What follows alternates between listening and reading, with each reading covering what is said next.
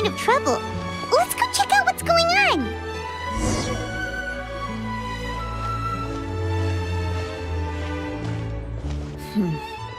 Still no dice?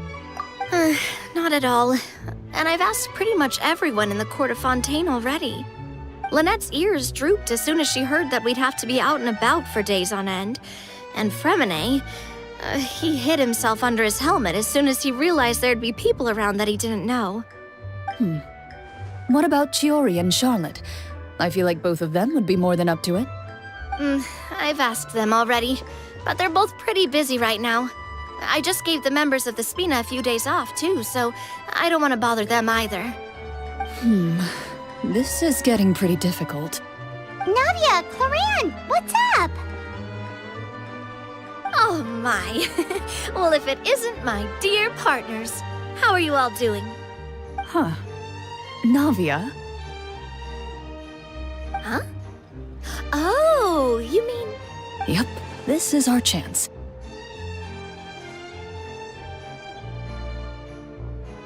Do you need our help with something? Oh, precisely. My dear partners, we've got a huge problem right now that only you can solve. Whoa, for real? Absolutely. We've already exhausted all our other options. Traveler, Paimon, would you join us and play Marechaussee Hunter Judgment Day? Marechaussee what now? It's a new game script by the Tabletop Troupe, a local roleplay adventure club. Ever heard of the Tabletop Troupe? They put out games that allow you to participate in a story and roleplay characters with your friends. Oh, I've loved their stuff ever since I was a kid. That sounds super interesting. Clorinde and I are both veteran members of the club. Recently, someone came up with a new script and was looking for people to help playtest it for them. And when they asked, of course I couldn't refuse. I mean, come on, a brand new script? Nobody has ever played it before. Generally speaking, scripts at that level of development have a lot of issues, but I think this one is pretty solid. The author obviously put a lot of work into the story, and the world building is also quite credible. Whoa. I know I was the one that handed you the script, but some of us haven't read it yet. No spoilers, please. Anyway, the script calls for a team of 4. Ah, yes. We're missing one final player right now.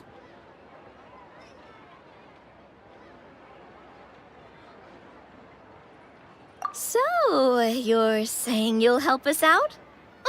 I knew I could count on you, partner. Paimon and the Traveler are kind of a package deal. Is that okay? That's not a problem. I'll adjust the pace based on the actual number of players, and ensure that everyone has a good time. Well, Traveler, what do you think? Wanna play? Paimon will follow your lead. Well, that solves our problem. You have our thanks. Woohoo! I'll go grab the script manager from the club right away. The script manager? Didn't you just say that you gave Clorinde the script? The club introduced a completely new kind of gameplay for the script. In this iteration, the Game Master's version of the script is incomplete. The script manager provides the next part of the script only after players have completed the current list of objectives. On top of that, in order to increase player immersion, the club has created some of the story's sets and scenes in real life. We'll only know where we should go once the script manager reveals the starting location. Wow, you're right. Whoever wrote this script really did put in a lot of work. And it's got a real healthy amount of suspense, right? I mean, even the GM doesn't know how the story will end. I look forward to experiencing it with you all. Why don't you go meet up with the others first? They should all be waiting at Chioria Boutique. I'll come over with the script manager as soon as I find them. Sounds good. Remember to always watch where you're going, and don't rush. You say that like I'm 6 years old or something. Let me think. What kind of character should I play this time? I just hope you'll pick up some useful skills this time. Oh, and stop trying to persuade every animal you come across.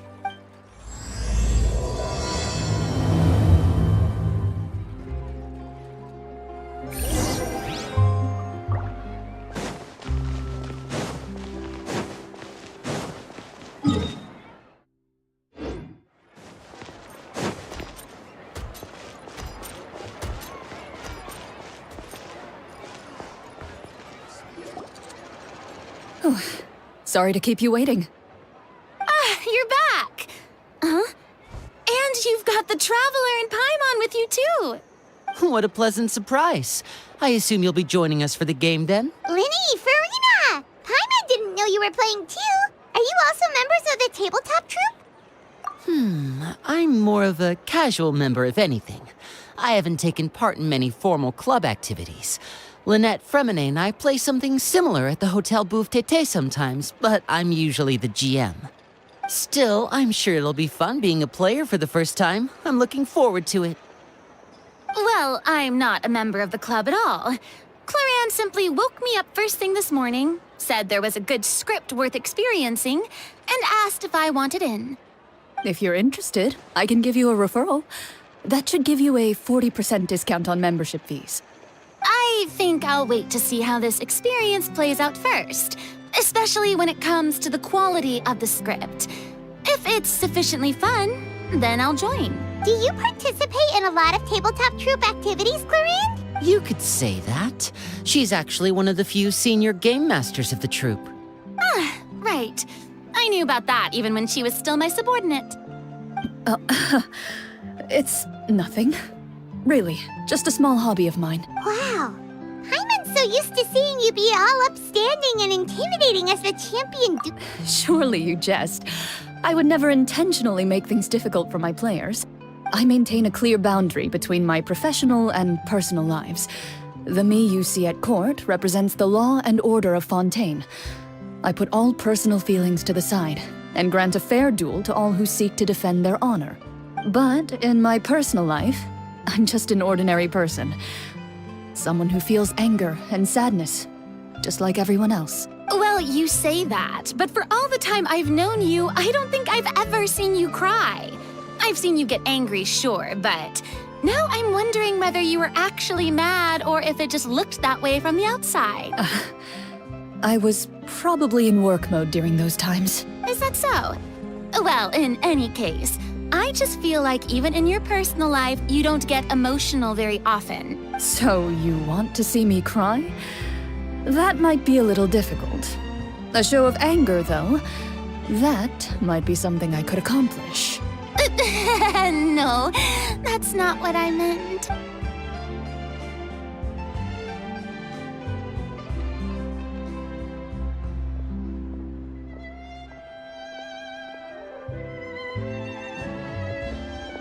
I'm back! Here, allow me to introduce you to the script manager, Mr. Florian. Pleasure to meet you all. Hello. Wait, are you a champion duelist too, Mr. Florian? Oh, no. This is just the costume provided by the club. I occasionally play a few of the roles in my scripts. That sounds like a lot of work. It's nothing. It's the least we can do to give the players a more immersive experience. Anyway, allow me to give you a brief introduction of the script. This script was adapted from the real history of the Marechaussee Hunters. You all will play the role of hunters from a bygone era and resolve a series of events unfolding in the capital. Paimon's not super familiar with the history of the Marechaussee Hunters. Is that a problem? Oh, no problem at all. I can give you a brief rundown. So, basically, Marechaussee Hunters were people who dedicated themselves to hunting monsters and protecting the city by using a special swordsmanship technique passed down over generations. Their story can be traced back to the ancient Remurian dynasty, as well as the first hunter, Cassiodor. But I'll leave the finer details for you to seek out and discover later. And I'll provide additional commentary as the story progresses. In that case, brave hunters, are you ready to set out on an unknown adventure? Whoa, just one sentence and it's like we're in the story already! Aha, I see many a determined gaze before me. Very well, head over to this location and begin your heroic journey. So, as we follow the story, it leads us to specific scenes? Ooh, sounds pretty innovative. What does the message in the envelope say? It's the exact location of the scene, as well as the formal permission to use the venue. Huh, seems like they have everything prepared. Please check all your belongings, everyone, and make sure you haven't forgotten anything. Once you're ready, please follow me to the designated location. Sounds good. Hunter Squad, move out!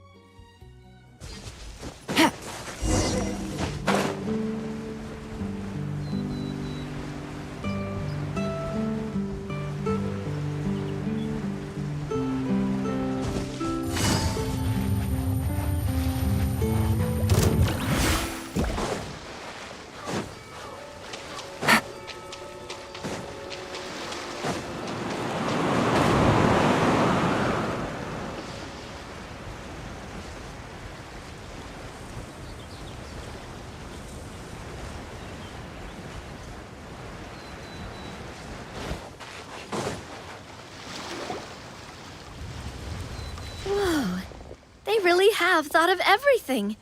Even the Fatometer is here and ready to go for us. The Fatometer? What's that? It's a card that's used to determine action success or failure.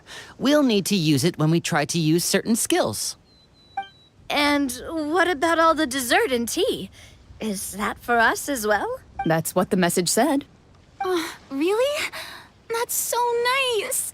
It feels just like a tea party with friends. Those snacks have Paimon's name written all over them. I think you might be more of a snack hunter than a marashose hunter, Paimon. Snack Hunter Paimon reported for duty. If there are delicious snacks to be found, Paimon will track down every last one. The desserts are great.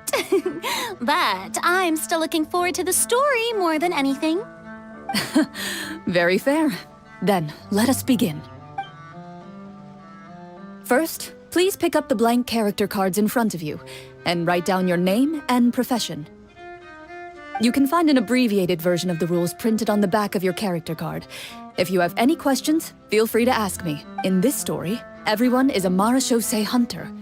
To reflect this, the club has prepared a small badge for everyone. Ooh, nice. As hunters, you have proficiency in swordsmanship and fighting by default, so there's no need to allocate any additional skill points to those areas. Swordsmanship? So there's a fighting part to all of this? Paimon's not sure she can do all that on her own. Maybe Paimon can just stick with you? Why don't you share a character card then? The Traveler will be the marashose hunter, and you can be his little floating assistant. Kinda like in real life. So, for the name, do I fill it out with the name of my character? Yep, it can be any name you like. You can use your real name too if you want. I do that whenever I get too lazy to think of a new name. Oh, so it would be like experiencing a different life, but still as yourself. That's not a bad idea. In that case, I think I'll continue to use the name Linny then. Next up is the skill sheet. You have a limited amount of skill points that you can use to learn a number of skills. The more points you invest in a particular skill, the easier it will be to pass associated checks. I'll take persuasion and investigation. Those are must-haves when it comes to missions like these. Oh, those skills sound like they'd be useful for gathering intelligence. Good idea, Navia. Just as expected of a veteran player. So should we also take those skills then? Not necessarily. Since we're working together as a team, we could leave the negotiations to Navia and use our skill points to pick up other useful skills. For example, I think I'll take stealth and sleight of hand. That will give us more options if we run into any situations we can't negotiate our way out of. Oh, interesting. I wasn't thinking about it like that. I suppose it's not so different from an acting troupe.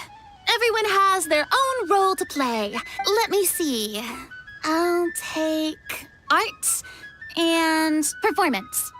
I'm not quite sure what use they'll be, but I'm not as knowledgeable about the other skills, and I am not too confident I'd be able to roleplay them well. Well, that leaves us. What do you want to learn, Traveler?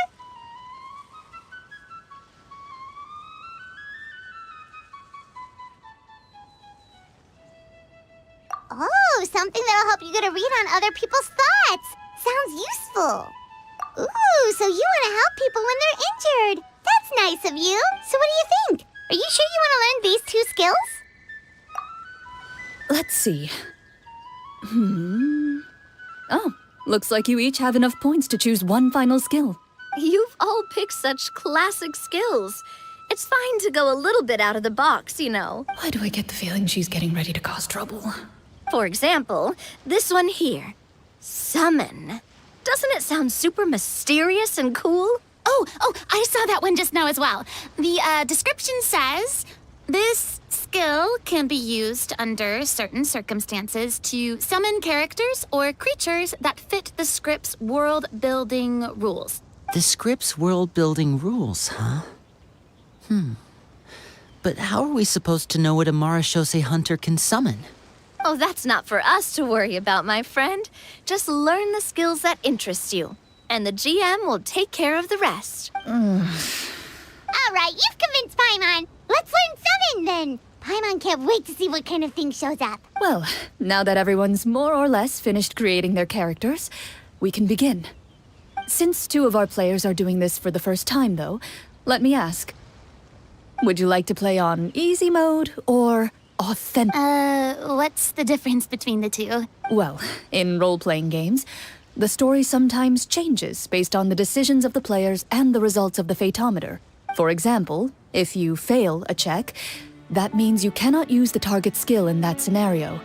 A critical failure may even result in further negative consequences. If you choose to play in authentic mode, every time you elect to use a skill, you'll need to use the Fatometer to see whether you succeed or fail, and face any consequences that may follow. If you choose easy mode instead, every check will be successful by default, and you won't have to worry about luck playing a factor.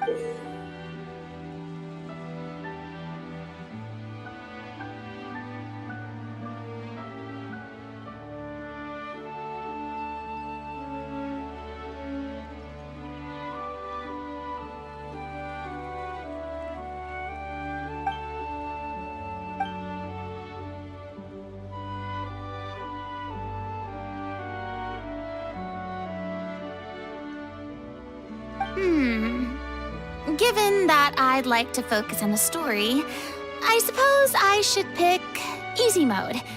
I'd feel bad if I brought the team down by failing my checks. Huh? Oh, come on. Don't worry about that. RNG is the lifeblood of role-playing games. I'm going with authentic mode for sure. Never knowing what you might have to overcome. Ugh, doesn't that sound exciting? I'd rather be mentally prepared for what might happen. All right, then I'll mark down Farina for easy mode. All her checks will be successful by default. As usual, Navia and Linny will play on authentic mode. What about you, dear partner? How would you like to play? Are you sure? Trust me, you'll see the beauty of RNG. Honestly, I don't think Clorinde would make things too difficult for us, no matter what the Fatometer says. Isn't that right, Clorinde? No promises. That wasn't super reassuring. Well, anyway, enough talk. Let's get started. I want to experience at least a good chunk of the story today. Speaking of the story, why is the beginning scene on a beach? Well, that's because a long time ago, back when human civilization was still in its infancy, powerful demons and evil sorcerers ruled over the land.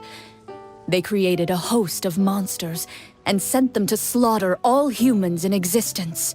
Soon, a group of human rebels banded together. With their swords raised, they swore to brave the darkness, and in doing so, subdue each and every monster that sought their destruction. They became known as the Marashose Hunters.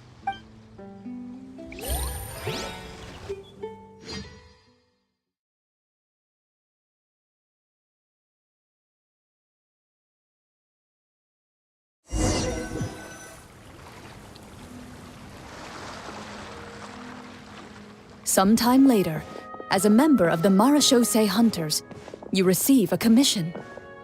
Following the address provided on the message, you take a boat and arrive at this strange city. As you inhale, You can taste the slightly salty air of the docks as you begin to survey your surroundings. There aren't many people in the vicinity, but you do take note of a few others who, like you, seem to be sizing up this place. Your eyes meet, and you realize these people are fellow marechaussee hunters, likely led to this location after receiving the same commission as you. You're all marechaussee hunters too, right? Allow me to introduce myself. The name's Navia, monster hunter by trade and helpful neighborhood businesswoman on the side. What say you to traveling together? We can help each other out on the road. Okay, count me in. My name is Linny. I've been wandering since I was little and picked up a few less than legal tricks along the way. I was adopted by a marechaussee hunter and later chose to follow in his footsteps. Is this where you introduce your character to everyone? It sounds like they've done this dozens of times. My name is Farina, and, I grew up in a noble family.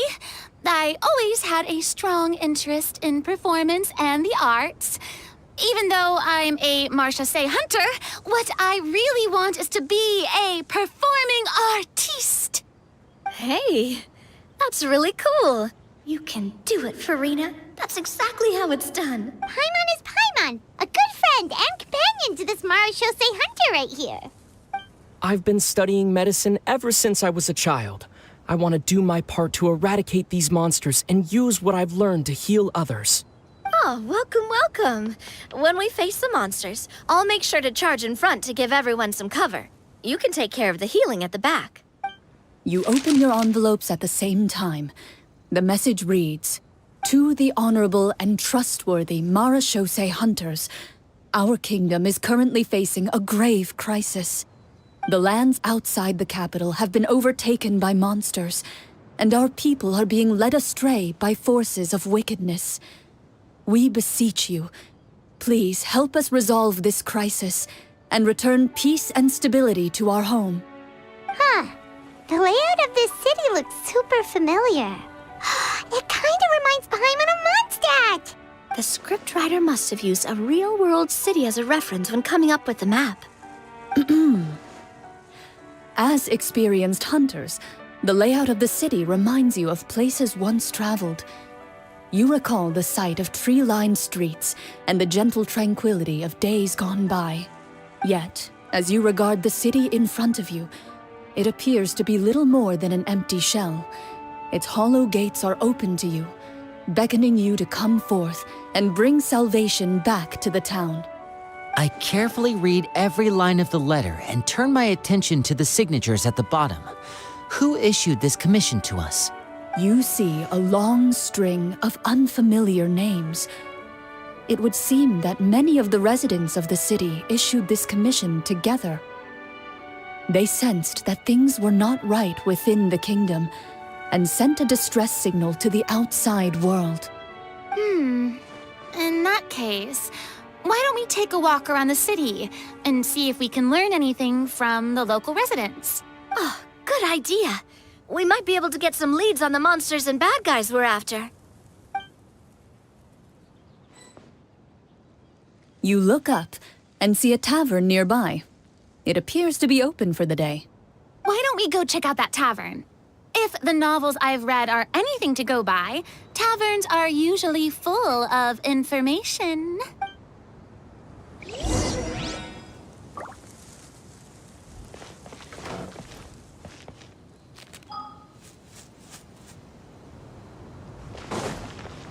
As you approach the tavern, you find a plainly dressed woman standing nearby.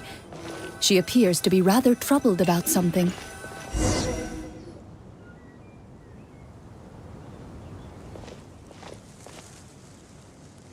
Greetings, friend. Lovely weather we're having today, don't you think? Oh, hello. I suppose you're right. The weather today is quite lovely. If only those monsters out there would stop causing trouble. It seems like every character included in the script has a certain amount of useful information to offer. If we keep asking questions, we might be able to get some good leads. Oh, come now, don't be sad. Life is all about optimism. Oh, that reminds me. What did you have for breakfast this morning? Huh? I don't think that's the kind of question we're supposed to ask. Nothing turns a frown upside down like good food. How about some macarons? I could make you some. You didn't even take cooking as one of your skill proficiencies. That's not necessary, miss. Excuse me for saying this, but you don't really look like a chef. Besides, I'm not really a fan of sweets. So you're someone who barely smiles and doesn't like sweets. You're really starting to remind me of this one friend of mine. Hey! Did she just... me? Clorinde must have broke character for a second. This isn't getting us anywhere. Traveler, maybe you can think of something.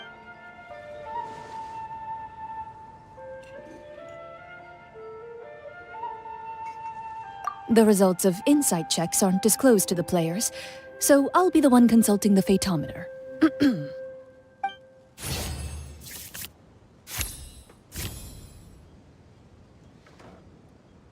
You recall all the lessons you've learned in your time and begin to carefully observe the woman's mannerisms. You notice that when she's quiet, she has an empty look in her eyes, as if her thoughts have drifted to a place far, far away. And when she speaks, she often subconsciously reaches out to touch the ring on her left hand.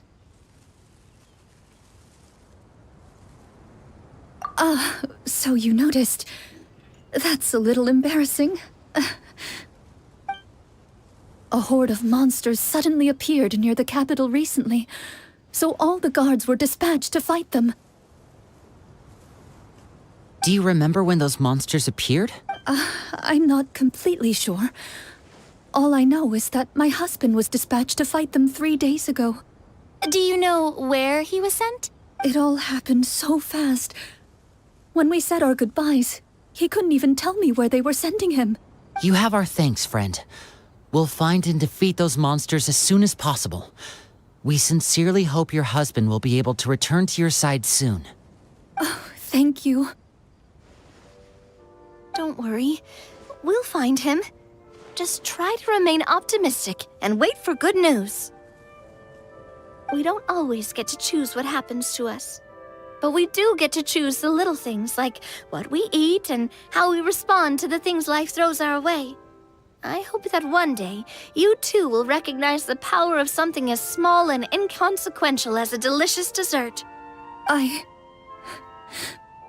do my best. You bid farewell to the woman and continue your journey further into the city.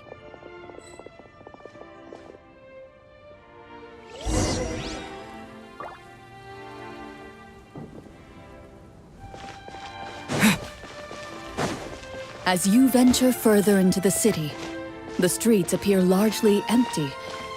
An elderly woman walks past. You see her shake her head as she puts away her wrinkled wallet.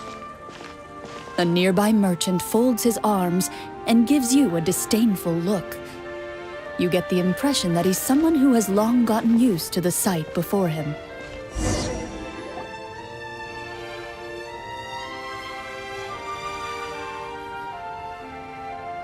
Although he doesn't seem very friendly, merchants are usually a good source of information, right? Pardon me, sir. I'd like to ask a question if I may. That depends. How much are you willing to pay? How about this much? What do you take me for? Some lowly beggar? You can't even buy half an onion with that amount. Surely an onion can't be that expensive. What do you know? War's nearly upon us. Everything costs several times what it did before. If you're not gonna buy anything, then scram. Whoa, what a nasty guy. Maybe we shouldn't even bother talking to him. But he still might have information we need. Traveler, can you think of something? Sir, we came to this city to solve the very problem you seem to be referring to. The war you mentioned, would it happen to be against the monsters outside the city? If you happen to be well informed and know a thing or two about what's going on, we'd appreciate it if you could share that information with us.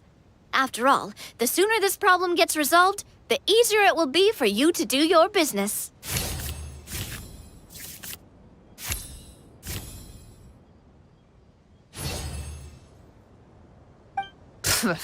Well, things are basically as you said, young lady. Those monsters are camped outside the city, and they've been destroying all our trade routes. We have limited reserves within the city, so if this continues, we're all gonna be in big trouble. Wait, you're saying no one has put a plan in place to distribute supplies or maintain order? We could all starve, and those nobles in the palace wouldn't even break a sweat. Who knows? Maybe they've been in cahoots with the monsters all along. That is concerning. All right. That's all the information you need, right? Off with you now. I've still got business to do. You know, if you smiled a little more, you'd definitely get more business. And I bet that would make your life just a little bit sweeter. I'm not saying it's guaranteed to work. It's just a tip.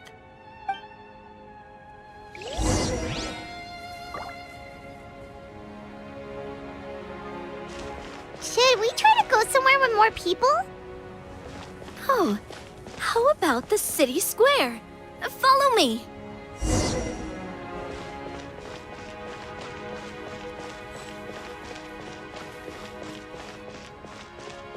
Before you lies the city's central square. You see a man with a slightly anxious look on his face, pacing back and forth, his head hanging low. He doesn't seem to notice your approach. Still immersed in his own thoughts, he shakes his head and lets out a long sigh. This guy seems promising enough. Maybe I can get some information out of him. Hello, sir. Is there anything I can do to help you? Wait, you're... I'm... Oh, dear goodness! You're a Marashose hunter! You recognize us? Ah, are you one of the people who wrote the commission letter? Yes! Oh, I didn't expect you to actually come. Oh, what great news! The city is saved! What happened here? Alas, we once lived comfortable, carefree lives. This city used to be free of monsters. The first Marashose hunter, Casiodor, the Golden Hunter, he was the one who drove them back. However, monsters have once again surrounded the city. Perhaps the seal that kept them at bay has lost its power. Or perhaps an evil sorcerer has been meddling in our affairs. All I know for sure is that their return has stripped the city of any chance at peace. Are there not enough soldiers to drive them out? It's not a question of numbers. The guards simply have no idea how to deal with them. Most people my age have never even seen one of the monsters, much less been trained to fight against them. What's worse, many of us don't even know the history of the Marashose hunters anymore. When I was a child, though, my grandfather would tell me stories about how the Marashose hunters drove back the monsters. So, on the off chance that something might come of it, I decided to reach out to you. To be perfectly honest, I was starting to think all those stories were just tall tales. But now that I've seen you in person, I finally know that it was true! Well, you can rest easy, friend. The righteous and formidable Marashose hunters are on the case. The man is touched by your determination and resolve. His eyes begin to well with tears of relief. Still, if we are going to hunt the monsters, we need to know where to find them. Can you give... All I know is that the area outside the city is dangerous. I'm afraid I can't point you toward a specific location. Oh, although, if you leave the capital through the main gate and follow the road, you should run into a group of guards. They might know more about where to find the monsters. I see. We'll go look for them then. All right, be careful. Oh, and one last thing. The monsters outside the city are just part of the problem. There are evil sorcerers inside the city as well, so be on your guard. They're actively working with the monsters and have corrupted the court ministers with malicious magic. They're the reason why, even inside the city, everything has been a giant mess. Even one of our kindest ministers has turned into a boorish and unreasonable figure, interested in nothing but enacting laws that exploit the people. Who knows how much longer we'll be able to go on like this. Talk about being stuck between a rock and a hard place. I feel bad for him. Maybe we should try to cheer him up? Huh? Like, now? Is this really the right time? I appreciate your kindness, but for now, it's more important to focus on the crisis at hand. Brave hunters, I leave the future of this kingdom to you.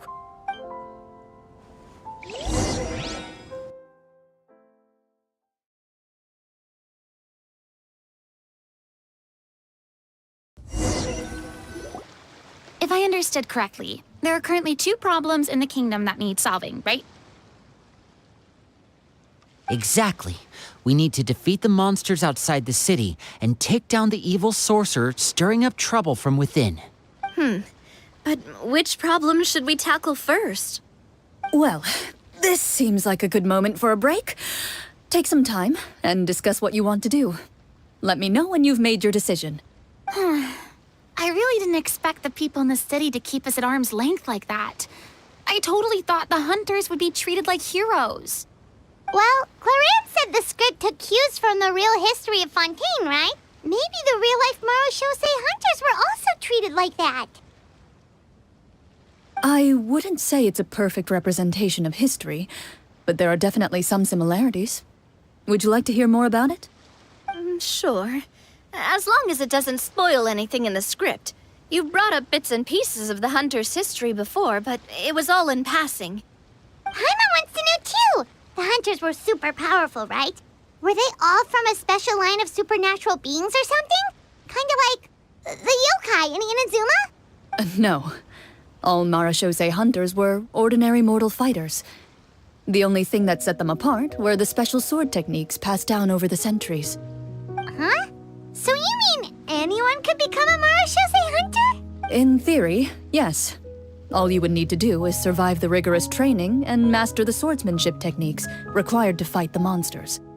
Still, most people dropped out at the early stages, and others called it quits the minute they saw a monster in person.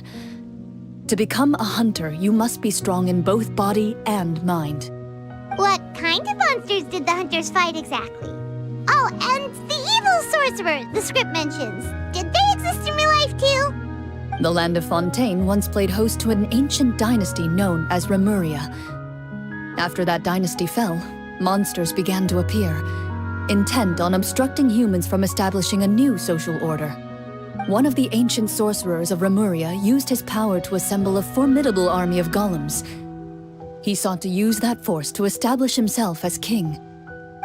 Now wait a second. Don't tell me that guy was the inspiration for the evil sorcerer in the script.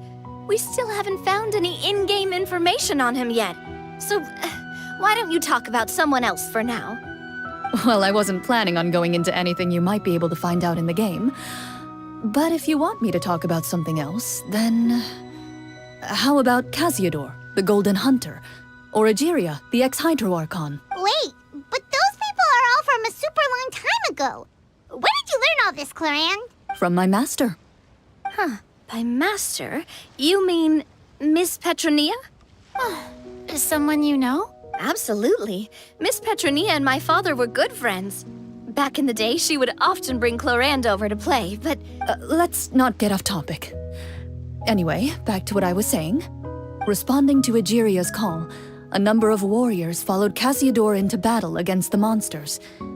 This group of warriors, under Casiodor's leadership, became known as the Marachose Hunters.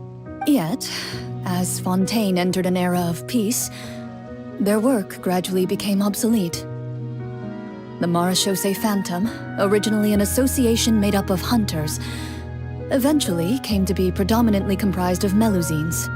Ah, I see. That explains why most of the people in the script have forgotten the hunters or think of them as nothing more than a legend. Is that really a bad thing, though? It can get tough always being the one shouldering everyone's expectations.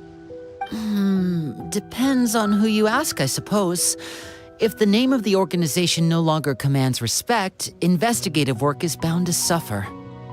Speaking of investigations, which problem should we tackle first?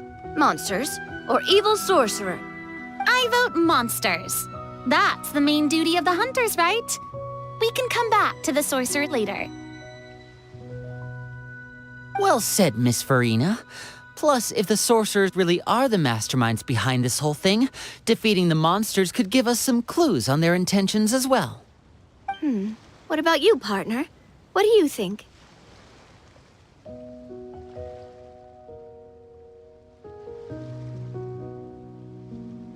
It's decided then. All right. After some discussion, you decide to turn around and head out of the city.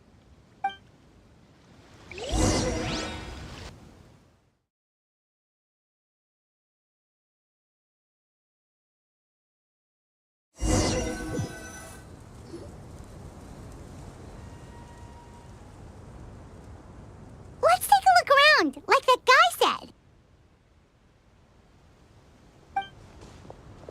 You there! Outsiders, halt! Who's there? An armored man approaches you. He has a tall, muscular build and a determined expression in his eyes. Just one look, and you can tell he's fought in his fair share of battles.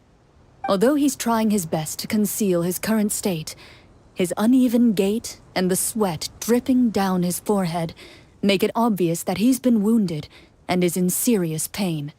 I'm the captain of the guard. I saw you sneaking around the city earlier, so I'll only ask this once.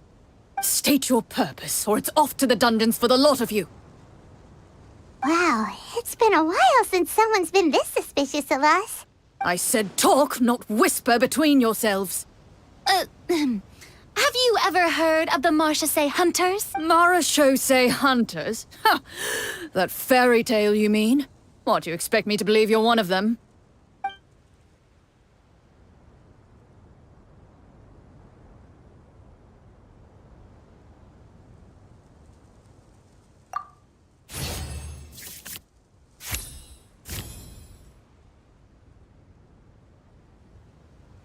While everyone is talking, you begin to carefully observe the captain's mannerisms. Every so often, you see him glance toward a particular direction, with a pained expression on his face, as if an invisible thread is tying him to an unknown place. As you follow his gaze, you vaguely recall that the location he seems fixated on is known for its difficult terrain. Any battle that breaks out in a place like that is likely to be prolonged and devastating. Is that where the monsters are? Outside the forest in the area with the difficult terrain? The captain is taken aback by your sudden question. Still, his shock only lends credence to your theory. You're looking to fight the monsters? Well, we're Marchese Hunters after all. You could say that's basically our job. He shakes his head and continues to regard you with skepticism. In the end, he decides to inform you of the locations where the monsters have appeared. Those monsters aren't easy to deal with, but if you insist on going, I won't stop you either. I just hope all the guards will be able to come back to their families alive. I wish you the best of luck.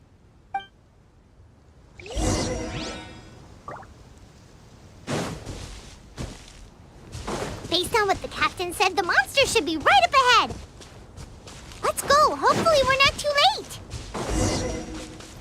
As you approach the battlefield, you see numerous people lying by the side of the road. They appear to be dressed like guards. Their faces are filled with desperation and terror. Some are screaming and cursing in vain, as if still trying to banish the monstrosities they saw from their minds.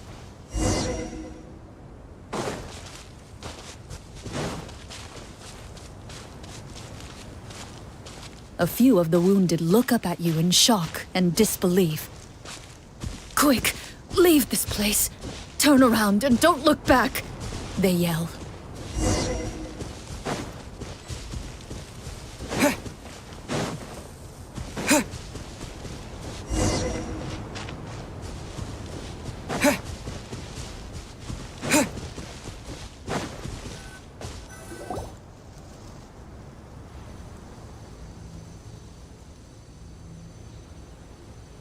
this is the place he mentioned, right?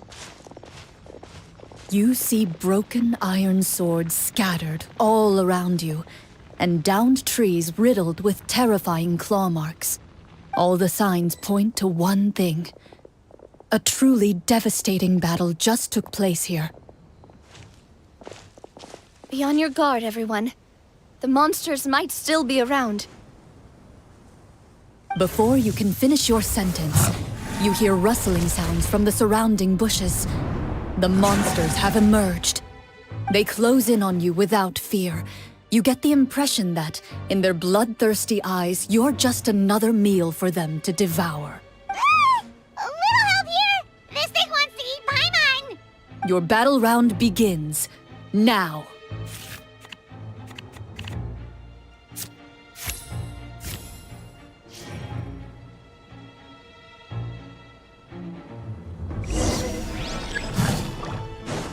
Terra Smash!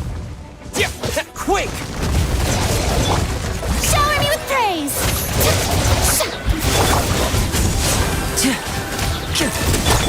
Watch out! Coming at ya!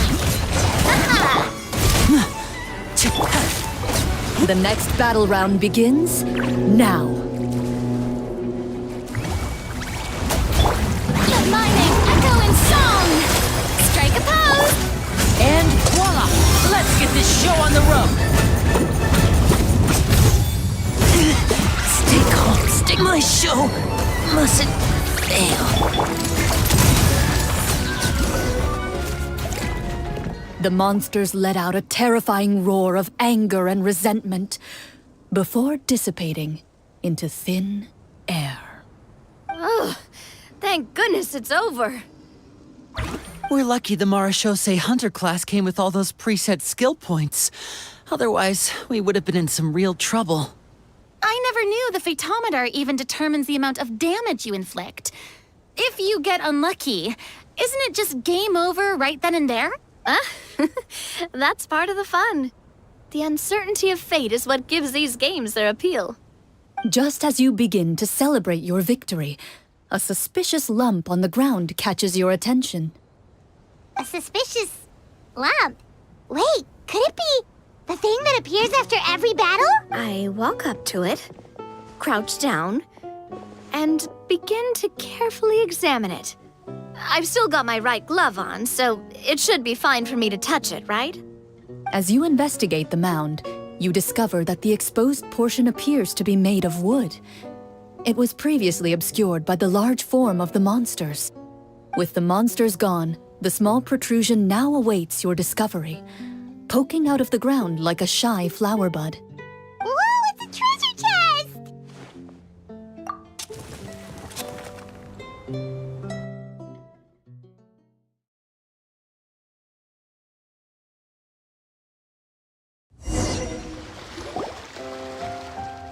With everyone's help, you successfully excavate the wooden chest from the ground. Even without opening it, you can tell from the mora and jewels scattered around the chest that it must contain quite the fortune. Makes sense. We worked hard for this. Let's open it and we can share what's inside. I can understand your excitement, Paimon, but think about it. Doesn't it seem like there are people out there who need this treasure more than us? Yeah. Think about all the people suffering in the capital, or all those guards who got hurt fighting the monsters. Wouldn't it be better if we gave the treasure to them? Wait, is that how it works? Paimon thought since we were the ones to dig it up, we could just take it for ourselves. Well, let's put it this way. Any decision you make during a role-playing game can impact the future course of the story. But would the people really believe us? It's hard enough for us to prove we're Marashose hunters. What if they think we procured the treasure illegally? They might get even more suspicious of us. That's definitely something we should consider. Maybe we can come up with an explanation in advance. Well, if donating it could cause that much trouble, why don't we use it to buy some gear and fill up on good food? Then we'll be ready to fight even more bad guys. Looks like you're facing a difficult choice once again. Well, it's getting late. Why don't we call it a day for now? Wow, Where did the time go? I'm not sure if it's because I'm having so much fun with you all or because the story is particularly enticing, but I feel like I could almost keep going. Here, here. Ooh, how about we play through the night? I'm not sure I'll have enough energy for that. Yeah, that won't work for me either. Lynette will give me an earful if I get home too late. I understand how you feel, Navia, but we have to change venues for the next part of the story anyway. Huh? Another location? There's a special note for the GM at the end of this section that says to proceed to an indoor set for the next part of the script. Whoa, they really pulled out all the stops for this new script. Well, even if we end the game for the day, we can still stay a little longer and hear Clorinde finish her story, right? Paimon wants to hear more about the history of the hunters. Something tells me you just want to finish the free desserts before we break for the day. That's just a coincidence, okay? Besides, to Paimon, not finishing free food feels even worse than having to buy her own. And anyway, Paimon really does want to hear more about Clorinde's master. Well,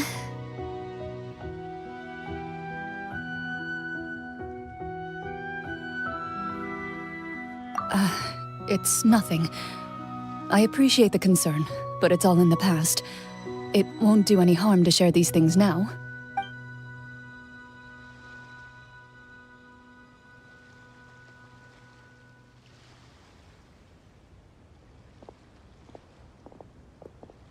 My earliest memories are of living with Master. According to her, she saved me from certain people of ill repute. My birth parents had left me behind some time before that. what a heavy beginning for a life story. Master was a fascinating individual, if inexperienced in the ways of raising children. My first ever toy was a short sword. Although I suppose it wasn't so much a toy as something Master removed from her waist and handed to a noisy child in need of distraction. Oh, wait, so she handed an actual sword to a child? Isn't that dangerous?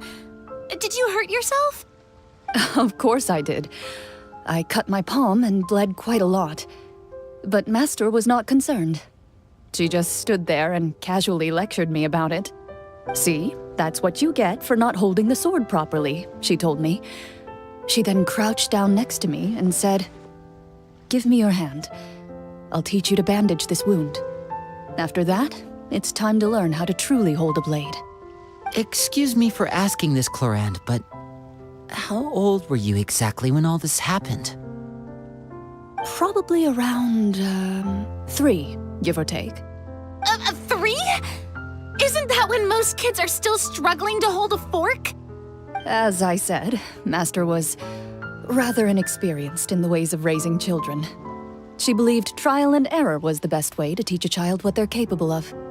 I'm not so sure this is a question of experience. I didn't see anything wrong with her ways at the time. And anyway, children don't get to choose how they're raised. Oh, she did bring me back a pet from Liyue once. It was a Geovishap hatchling. A Geovishap hatchling? For a pet? That seems even more dangerous. What she said was this: make sure to get along, you two. If you really can't agree on something, just settle it with a fight. Whoever loses is the real pet.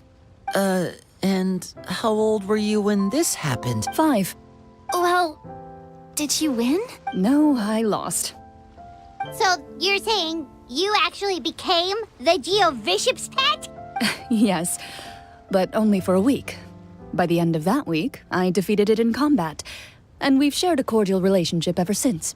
That really doesn't sound like the kind of childhood someone should have. Later on, I gradually understood that Master most likely didn't know any other way to raise a child. She was a Marachose hunter, but I never heard her bring up her own parents. Thanks to her, I learned how to navigate the forest by the age of 6, and could hunt monsters in the wild by myself the year after that. Even though the training she subjected me to was strict, she always made sure to take me traveling when she had the time. We met many of her friends during those days. That was also how I met Mr. Callis and his family. I still remember the first time we met. You were too scared to join our picnic and hid behind Ms. Petronia the whole time. I still hadn't really met many children my age at that time, so I didn't know how to interact with others. After that, though, you started coming over a lot. You loved challenging people to shooting competitions, remember? I don't think many members of the Spina ever beat you in one of those. I had a lot of fun during those days. I enjoyed them too. Oh, do you remember that one time we went exploring around the Spina together? We overheard Papa call your master Fontaine's Protector of Justice. We tried to pretend like we never heard anything, but you nearly let it slip that one time. Protector of Justice.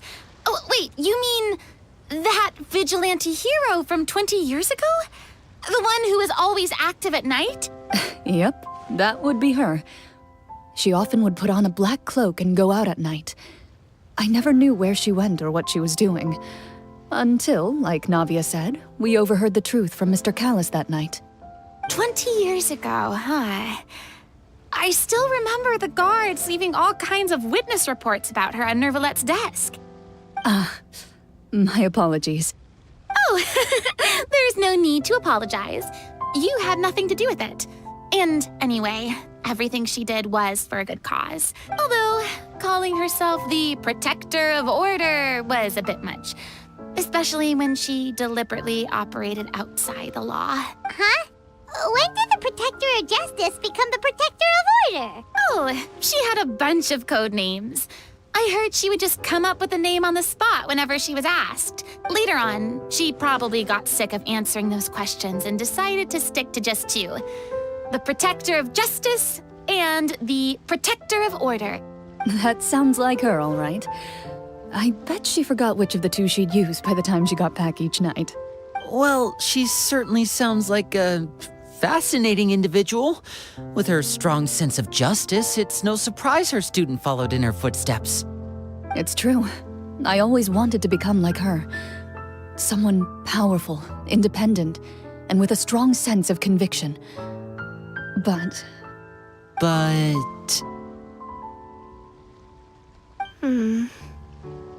She suddenly disappeared the night I turned 10 years old. Disappeared? What happened? I have no idea. She didn't even leave a note. I was never able to find out where she went. That night, I was celebrating my birthday at Navia's house. But Master never came to pick me up. When I returned home on my own, it was to an empty house. When she still didn't appear after a few days, I went to Mr. Callis's house to ask about her whereabouts. But he only shook his head. Papa probably didn't know either. I know he sent a few people to investigate the matter in secret, but they never found any credible leads. Don't worry, I understand. To be perfectly honest, given Master's personality and way of doing things, it all made a lot of sense. If I had to guess, I'd say she probably used it as an opportunity to force me to become independent.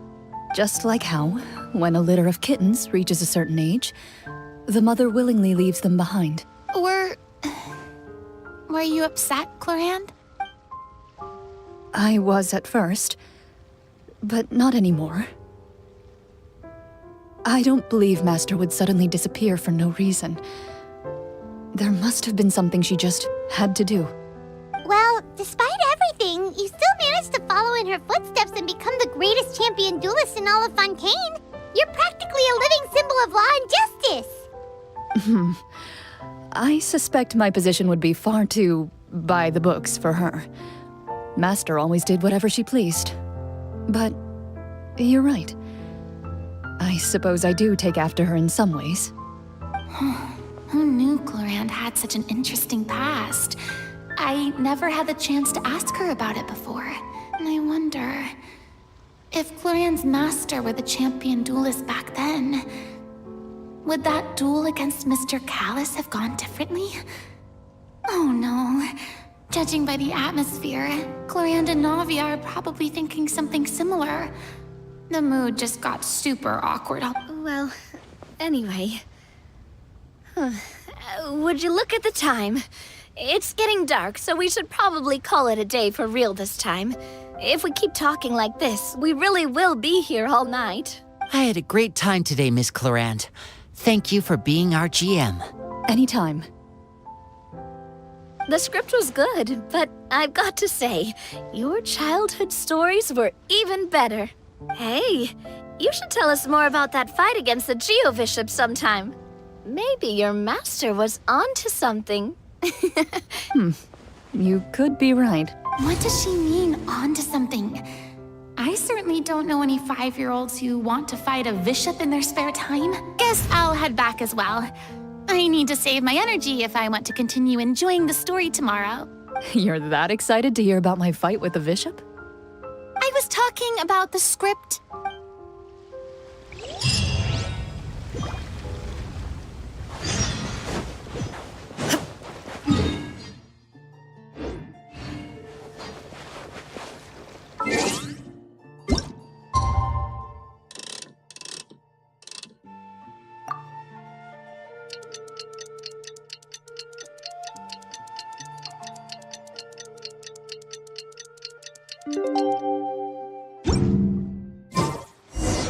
Let's go meet up with the group.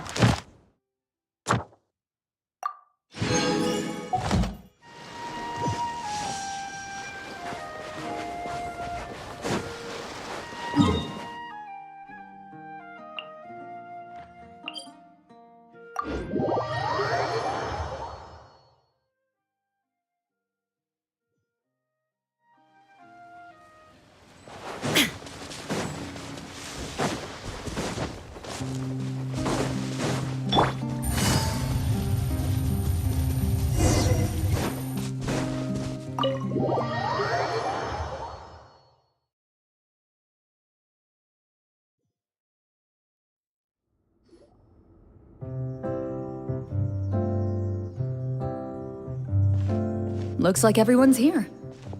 Now, before we begin, why don't we finish where we left off yesterday? There was an important decision to be made, yes? I'll pour everyone a cup of tea. Is that really the most important part, though, Clorinde? Paimon's more concerned about our current surroundings. Heavy walls, cold railings, dim lights. This is obviously supposed to be a prison. I admire the work put into the set. Still, it's obvious the scriptwriter has never paid a visit to the fortress of Meripede. So the set is going to be a part of the script? Unfortunately, that is something I can neither confirm nor deny. Anyone think Clorinde's smile is starting to look kinda scary? Well, whatever happens, we'll just have to push on. But first, we should really figure out what to do with this treasure. If we're worried about arousing suspicion because of our identity, why don't we give ourselves a different name, just like Clorinde's master did? Yeah, it might be better to keep a low profile. As long as we're helping people, it doesn't matter who we are or what we're called. Staring at me won't get you anywhere. Or did you want some more tea? Paimon's good. Thanks. Why aren't you saying anything, Navia? Wait, what's that next to you? Oh, this is the short sword Clorinde mentioned last night. I found it. Huh. I'm surprised you managed to track it down after all this time. Well, I made sure to take good care of it, considering the circumstances in which you gave it to me. Of course I had to keep it safe. Anyway, where were we? Oh, right. I was just thinking about all the potential ways for us to break out of prison. We could dig a tunnel, or try to bribe the guards. Wait, we haven't been thrown into prison yet, have we? Well, it's only a matter of time. It pays to be prepared. Just like how you should always have an umbrella on hand, even when it's sunny. All right, Paimon's made up her mind. Let's just give the treasure away. Paimon may have wanted to keep it, but if it's going to land us in prison somehow, Paimon will be too upset to enjoy her snacks. So, you reached an agreement? All right then, we can continue with the story. Oh, and we'll collect all the scattered pieces of treasure on the ground as well. All right. You collect the treasure and make your way back to the capital with your bag of loot in hand.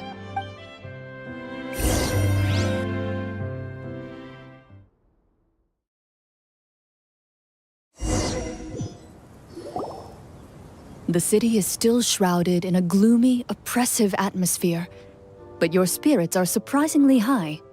In places where sunlight struggles to reach, you generously share your wealth with the children, the elderly, and the poor in urgent need of help. Thank you, kind soul. The elderly woman's look of gratitude follows you as you walk away, her eyes never leaving your back until you move entirely out of sight. However, there's still quite a bit of Mora remaining. It appears you haven't made much progress. She's probably trying to tell us to speed this up. We need to hurry up so we can address the sorcerer problem. Should we go find that man again at the square? He seemed like a pretty responsible guy. I'm sure he knows the people here far better than us. Oh, good idea! Just as you start to make way to the square, intent on finding the man again, there's a voice.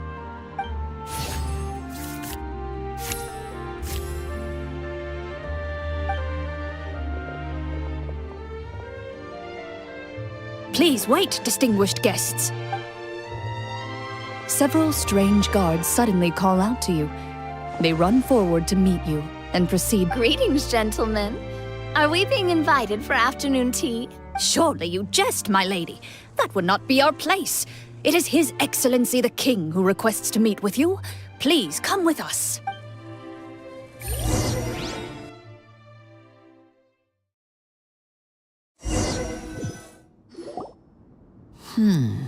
Do you think this could be a trap? Well, we have to investigate the court at some point, right? Meeting the king himself would be a fantastic opportunity to do that. I say we go for it. If something happens, we'll just turn the whole place upside down. That sounds a little intense. After a quick discussion, you nod to the guards and agree to follow. They lead you all the way to the audience hall of the palace. Gilded tables line both sides of the hall. The space itself is adorned with all manner of expensive antiques, glass shelves, and silver candlesticks. The items appear quite ordinary in size and dimension, yet their presence somehow makes the emptiness of the hall feel even more surreal and ominous. Wow, it's so luxurious! The elderly king, clad in a magnificent robe, sits upon the deep crimson throne before you. He wears above his head a majestic crown, with a gemstone the size of a bird's egg set right at the very front. As you observe it, you see a complex pattern of light reflect off its surface. They're here, Your Majesty. A man dressed in dark clothes, likely a minister, shields his mouth with his hands and bends down to whisper a few words to the king. After a moment, he lowers his hands and stands back up. His gaze shifts to fixate on your group, but he does not move from his place at the king's side. The king does not appear entirely aware of his surroundings. The man by his side, though. We should keep a close eye on him. The king remains still and says nothing. The minister is the one who speaks. Esteemed guests, allow me to thank you for coming to our faraway kingdom.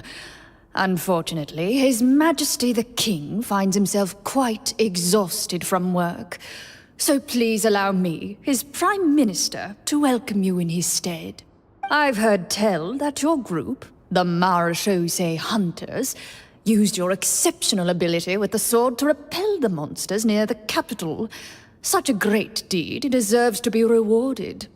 However, seeing that I was not fortunate enough to observe such a feat with my own eyes, you'll forgive me for seeking to verify the truth by speaking to you myself.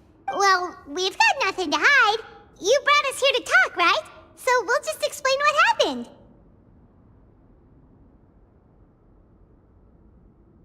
The golem's blades were so powerful, they could cut down trees in a single swipe. It took a lot of effort to defeat them, even for trained swordsmen like us. Well, that was enough details, right?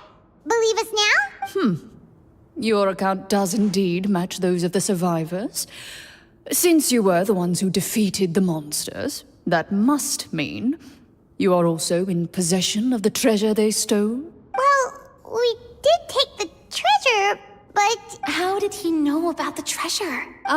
Then I must ask that you return it at once.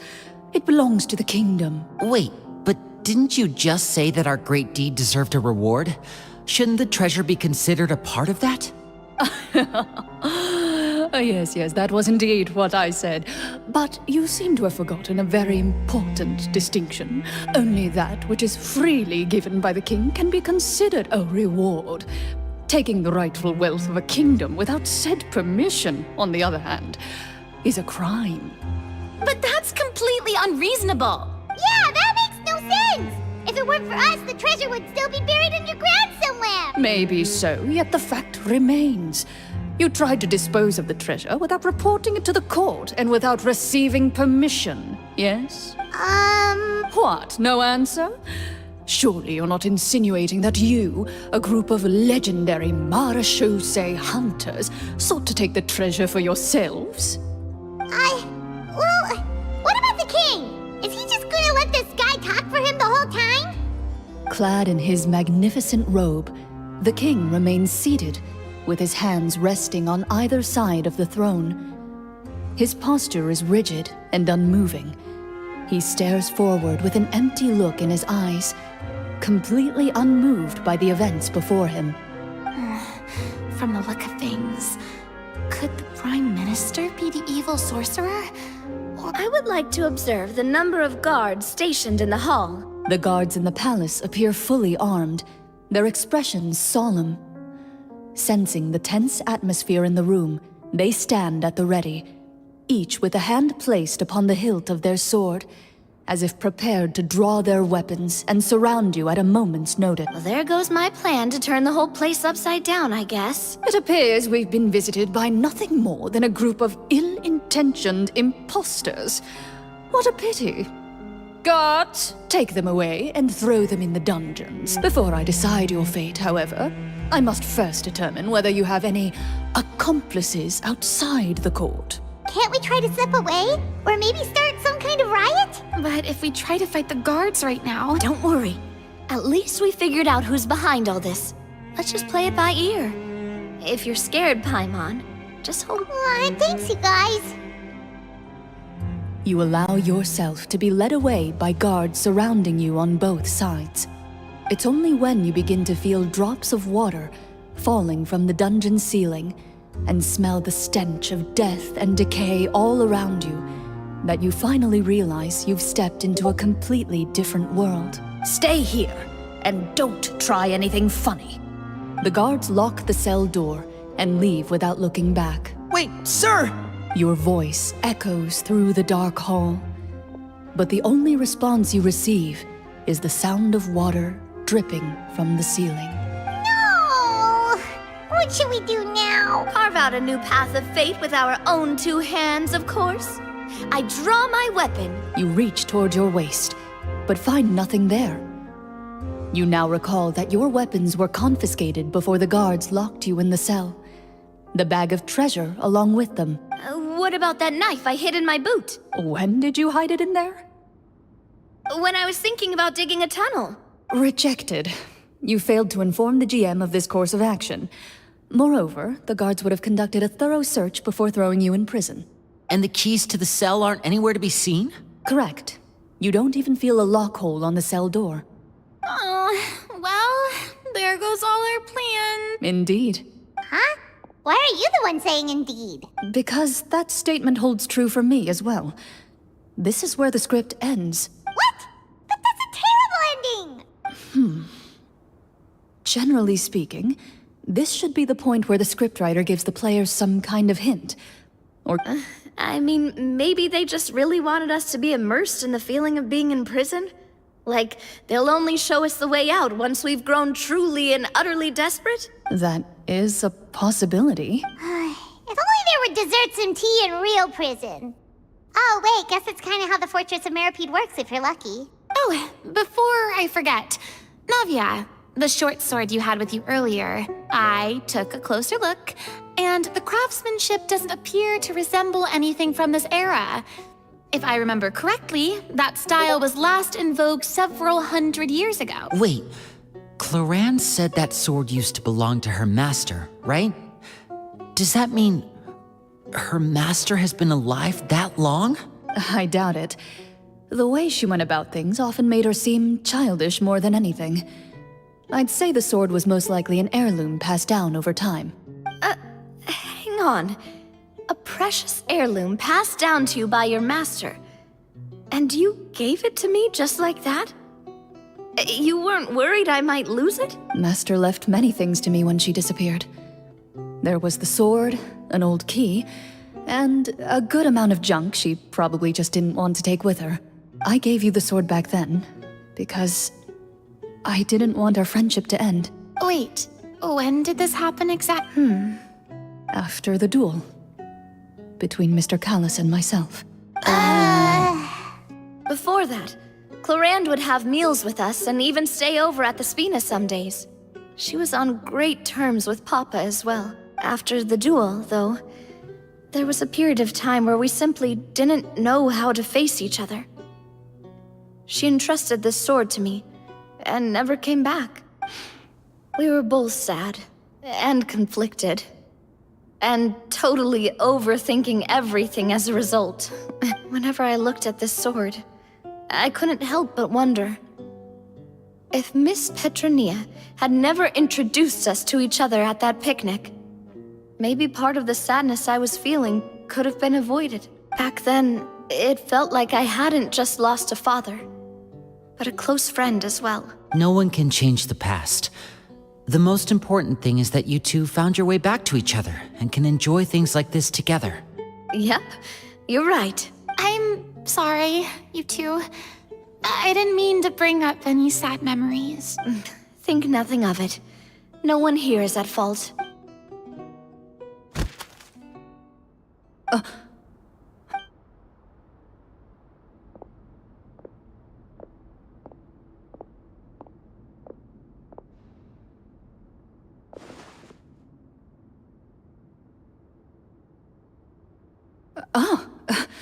Looks like the next part of our script is here. Perfect timing. The situation was really starting to get desperate. And not just because of the prison thing. From Clarenne's face, Paimon really can't tell if it's good news or bad news. Water continues to drip from the ceiling. In this lightless dungeon, you lack a reliable way to tell how much time has passed. Eventually, you get used to the unpleasant odor of straw, mold, and rust, and find yourselves alternating between fits of drowsiness and despair. Suddenly, you hear footsteps outside the door. Heads up, everyone. Someone's coming. Gather close, everyone, and keep your voice down.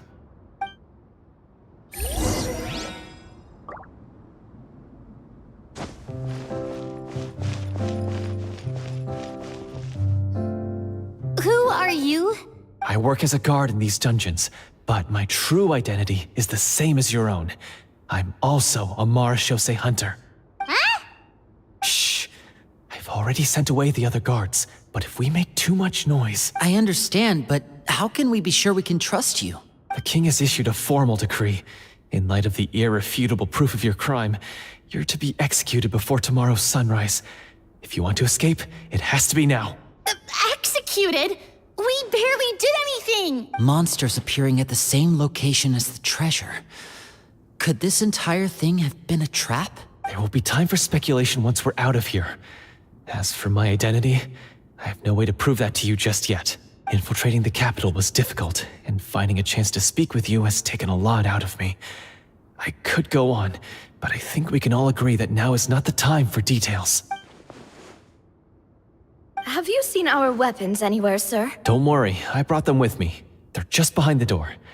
Still, these weapons alone won't be enough to defeat the true enemy behind the scenes. His faction is too powerful.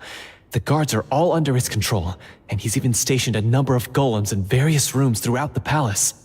To defeat him, you must find a secret vault. It is said that within that vault, the marechaussee hunters of the past left behind a treasure with the power to defeat the sorcerer. You're not coming with us? No, I'll remain in the dungeons to deal with the guards. I'll try my best to distract them so they don't go after you. As long as my identity is not revealed, I'll be able to aid you when the final battle comes. In that case, please stay safe. Thank you for your concern. I will do my utmost. As for the location of the vault, here, this map should lead you there.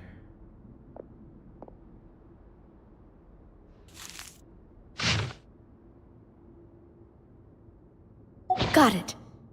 All right, once I open the door, remember to stick close and refrain from making any noise. I'll lead you out of here as quickly as possible. You now have the chance to restore the honor and legacy of the Mara Shosei Hunters. So please, get out there and reclaim what's ours, and be sure to exercise caution. With the help of the guard, you successfully escape the dungeons. Your sense of despair and anxiety both seem to fade as you continue your quest.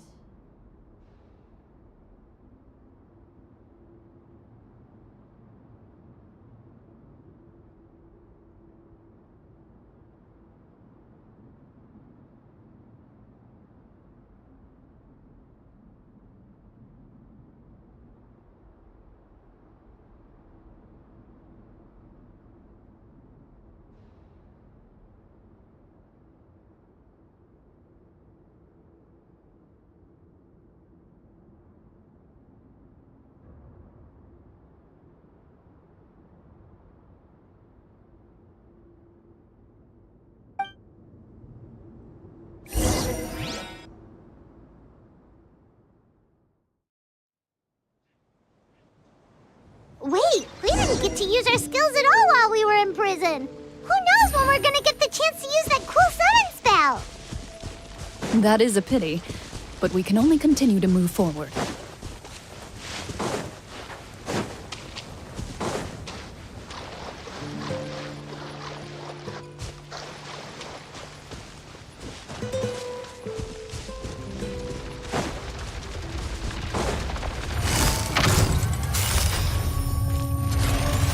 Gotcha. Things are about to get dicey. Inazuma shines eternal. Shine down.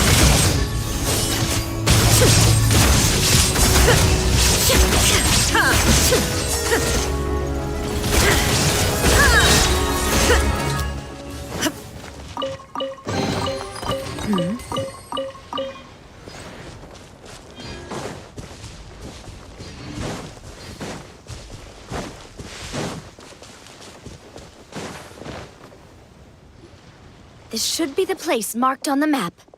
This bit of rock certainly looks suspicious. Well, I'd say an investigation's in order then. Plus, if all else fails, we can just blow it up. Wow, you really meant that!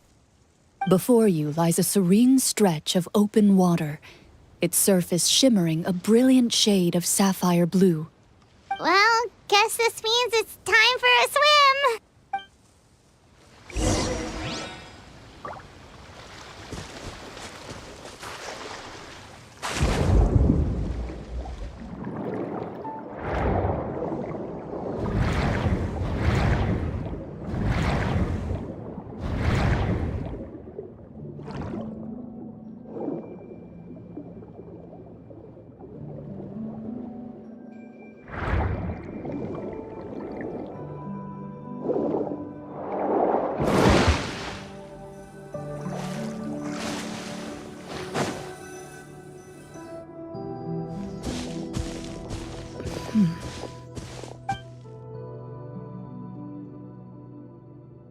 What's the matter?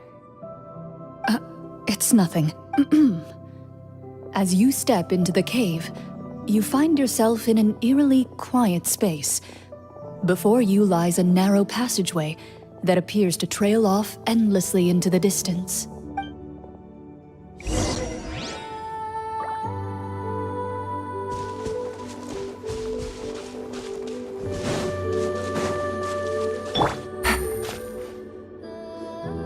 Wow, this must be where the treasure is hidden!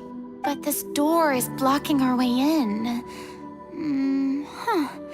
It almost looks like it's been here for quite some time. I've got to hand it to the tabletop troupe. They really went all out with the props. Huh. What have we got down here? kind of mechanism connected to the door? A pattern on a stone door. That's something Master mentioned before. Is something wrong, Clorinde? After a long, difficult journey, you finally arrive at the location indicated by your map. It appears to be an ancient site of some sort, where treasure likely awaits. Your surroundings are exceedingly quiet and serene, as if the secret that slumbers here has never once been disturbed. If you listen closely, you can almost convince yourself you can hear the sound of its calm, gentle breathing. That description makes Paimon feel kinda bad for disturbing this place. We're doing this for the sake of the people, to free them from the evil sorcerer. I say it's time for this treasure to once again see the light of day. Linny's right. We need to keep going. The future of the kingdom depends on it. The next part of the story requires us to solve the puzzle, right? Let's start exploring the area. Yes, that should be fine. Something feels off about all this.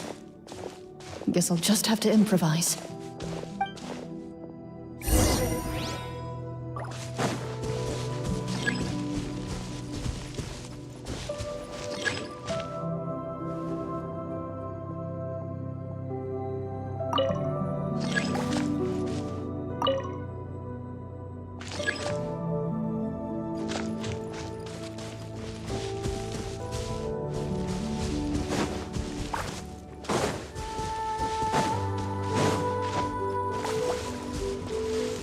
I found something!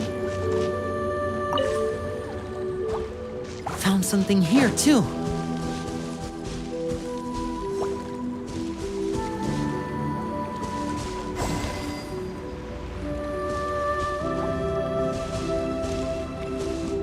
Same here.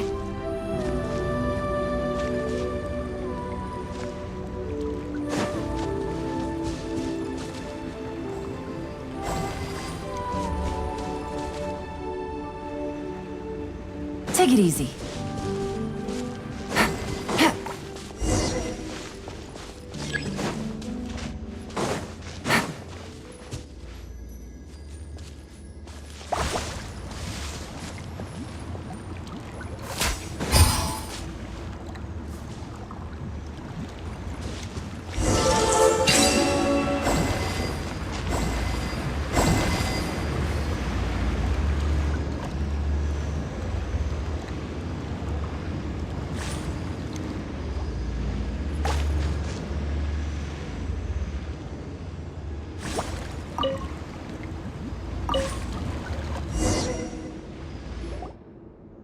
It worked! Something just appeared. Some kind of new mechanism, maybe? By solving the puzzles, you prove yourselves worthy of inheriting the secrets of the past. At the end of each puzzle, you're rewarded with With? a key. Oh, it must be the key to the big door. This is one of the Marechaussee Hunter keys that are passed down from generation to generation. It looks just like the one Master passed down to me. It is said that 4 keys in total are required to form the final, complete key. And it seems like we just collected 3 of them.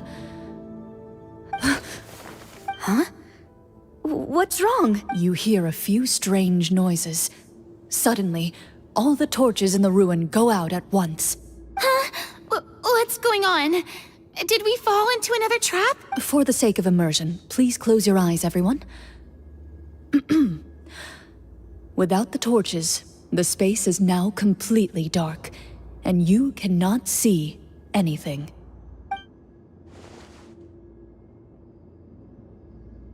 But Paimon can still see a little bit over here.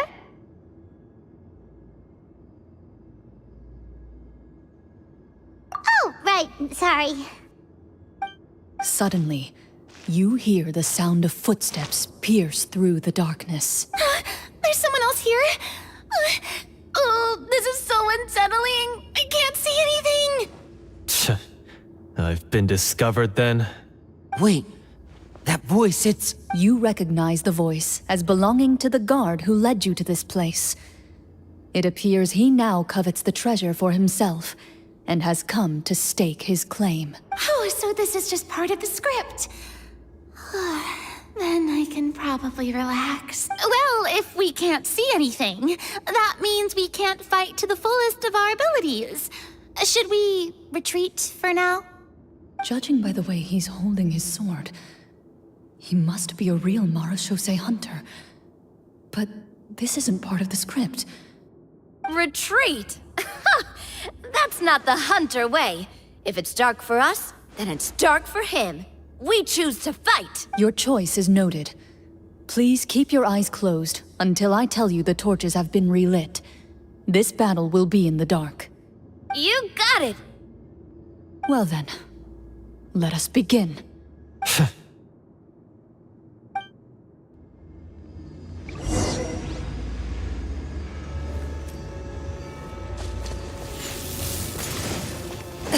Ready. I'd like to try to hit him with my sword. Your strike is successful. Is he still standing? Goodness. Is it over? Can we open our eyes now?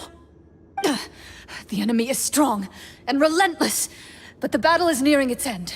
The torches have not been relit. What about now? Final strike. Ha!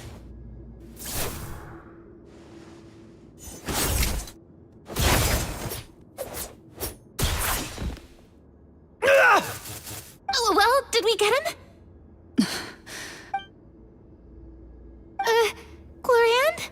Warm fire flickers across the walls once more.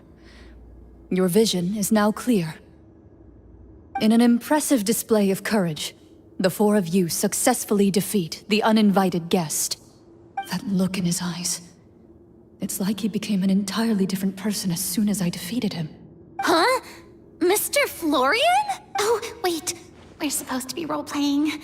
I should stay in character. Speak your name, guard. Why did you lead us here just to betray us? Is this treasure really more important to you than bringing peace to the kingdom? What kingdom? What peace? Those were nothing but lies! I, Florian, am a true Marechaussee hunter, descended from hunters of ages past. So he's also using his real name. Or, wait, was that the name of his character from the very beginning? Then I'm even more confused. If you truly are a Marechaussee hunter, shouldn't you want to help us just like you said before? Shouldn't we fight together for the sake of the people? What do you know? In this day and age, there's no glory to be had as a Marechaussee hunter. What's that supposed to mean? My skills were passed down to me by my father.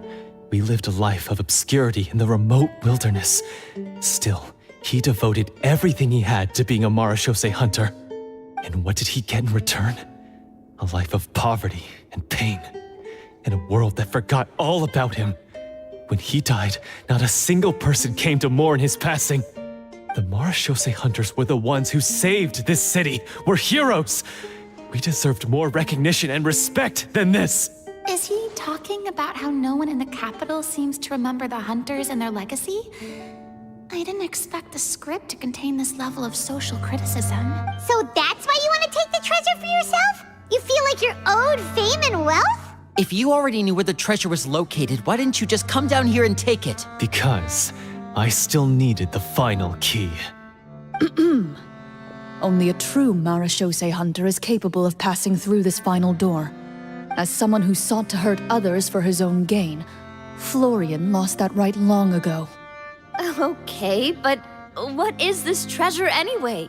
We've got all the keys, right? So can we just go in and take a look? You're sure you want to go in? We've been talking about it for so long. Of course we want to see what's inside. And we've already defeated Florian, right?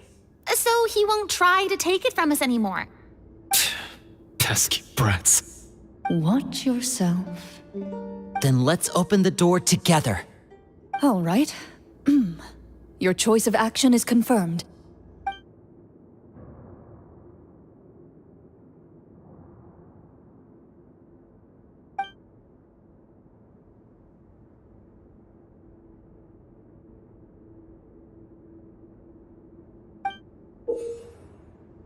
Before you, the door to the treasure, sealed and undisturbed for more than 100 years, finally swings open. You hear the shrill wail of the door hinge as it rotates for the first time after years of disuse, almost like a sleeping giant letting out an extended yawn. You get the impression that the secrets buried behind this door might be just as heavy as the sound you just heard. It's open! Come on, let's go in! Paimon wants to see what's inside! Ooh, me too! Ugh, uncovering hidden treasure is the most exciting part of adventuring. What do we have here? A stone tablet? And some shabby weapons? You call this a treasure vault? Looks more like an abandoned warehouse! Maybe the troop ran out of budget at the end? They provided a super immersive experience at the beginning only to drop the ball at the most important part? They could have at least filled this place with cardboard Mora or something! Wait, I get it now. Paimon, this is the real Marachose Hunter treasure. Huh? This is it? The Marachose Hunter treasure is just a stone slab and some broken swords? I can't believe it. I refuse to believe it!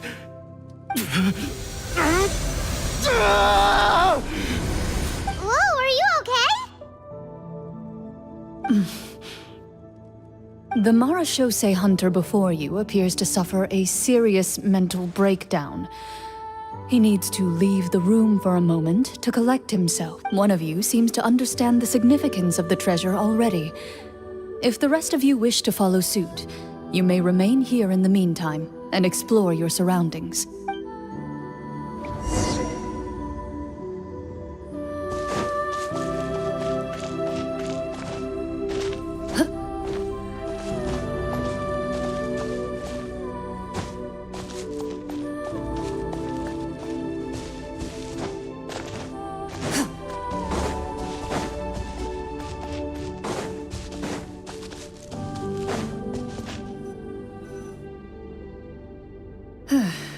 So, how are you doing? Feeling any better? What just happened? Do you remember how you got here? Or what happened to your body just now? I remember now. I brought you here because I wanted to... The explosives in the cave! You mean these? Huh? How did... I could tell something was off the moment I stepped into this cave, so I kept an eye out. I've already dismantled the whole thing. So the strongest champion duelist in all of Fontaine saved the day once again. Guess I shouldn't be surprised. It would seem your skills as a Marachose hunter are as sharp as ever. I deserve some answers, don't you think? Tell me why you wanted to lure me here. Everything you said earlier sounded like the truth. Luckily, your monologue was dramatic enough to convince my friends you were just role-playing. I don't know. I just always felt like there was something in my heart that didn't belong to me. Something agitated and angry. Who knows? Maybe it was my own anger all along. I could never really tell. The feelings about my father and the other Marachose hunters are real. It just wasn't fair. I was angry, bitter that no one remembered them or praised their accomplishments. I don't know when it started, but at some point, my anger came to completely consume me. At that point, I remembered the legend my father used to tell me. The one about the treasure. But if the treasure was all you cared about, why plant all those explosives? Wouldn't they just destroy the treasure and bury you along with it? I can't remember.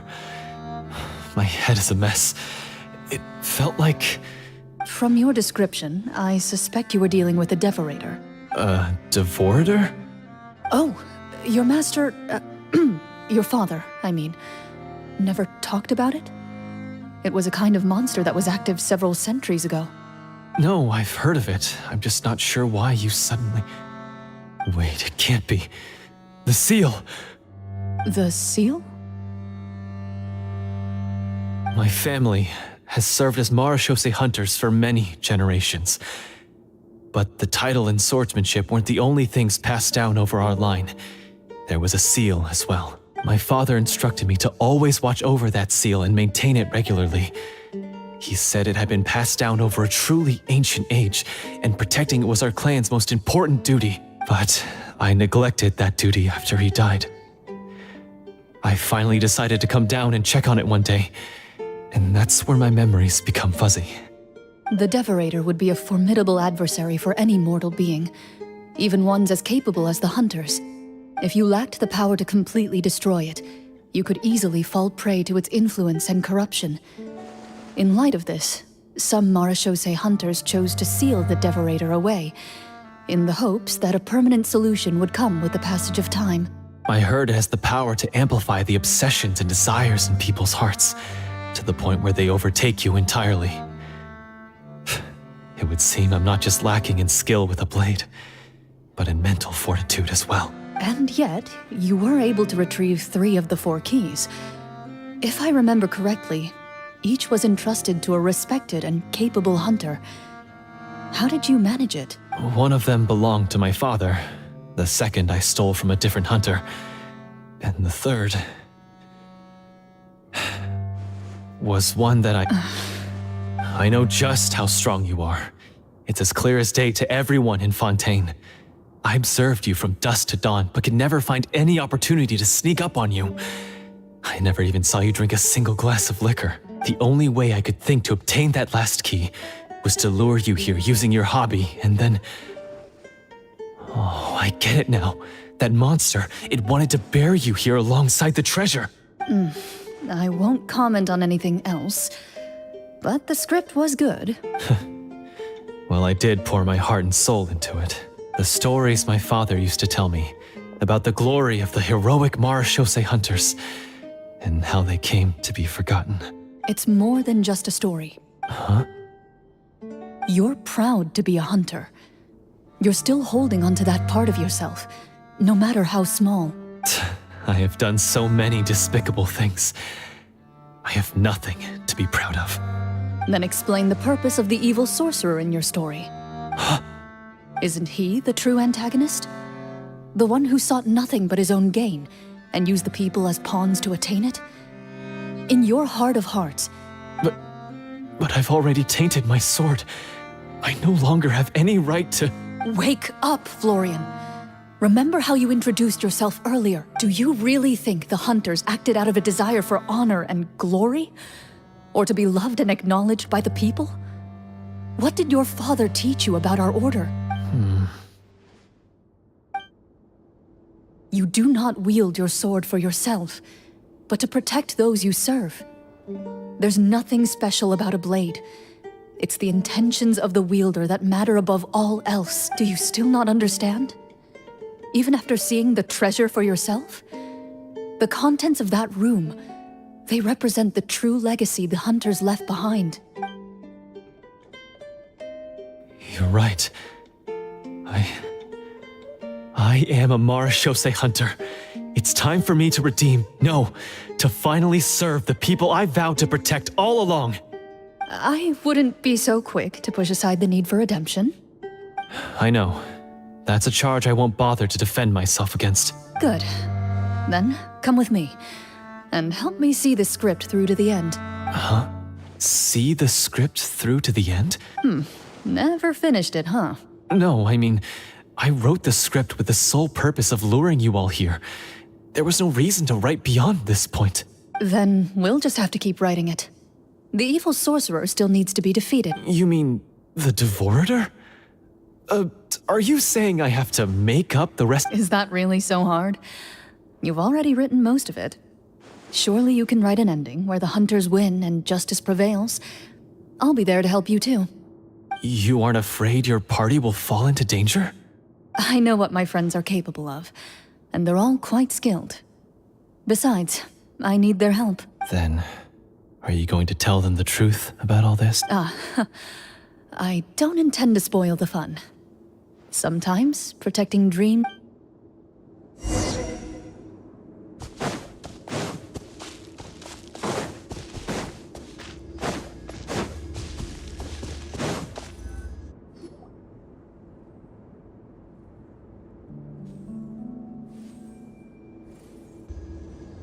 they're back! That took a while. Ahem! My fellow Marachose hunters, please forgive me, for I have sinned. Tone it down. Sorry. After crossing swords with you and witnessing your courage in battle, I've rediscovered my true self and regained my pride as a Marachose hunter. Oh, do I smell a redemption arc? I confess, I was brainwashed by the evil sorcerer. He asked me to lure you here so he could bury you in this cave. That little... Wait, you're saying all of that wasn't you, but the evil sorcerer? That's right. He's adept at manipulating the hearts and minds of the people. I fell under his influence because I did not possess a strong enough sense of will. Huh. And how are you going to prove that you're a changed man? We're not going to fall for the same trap twice.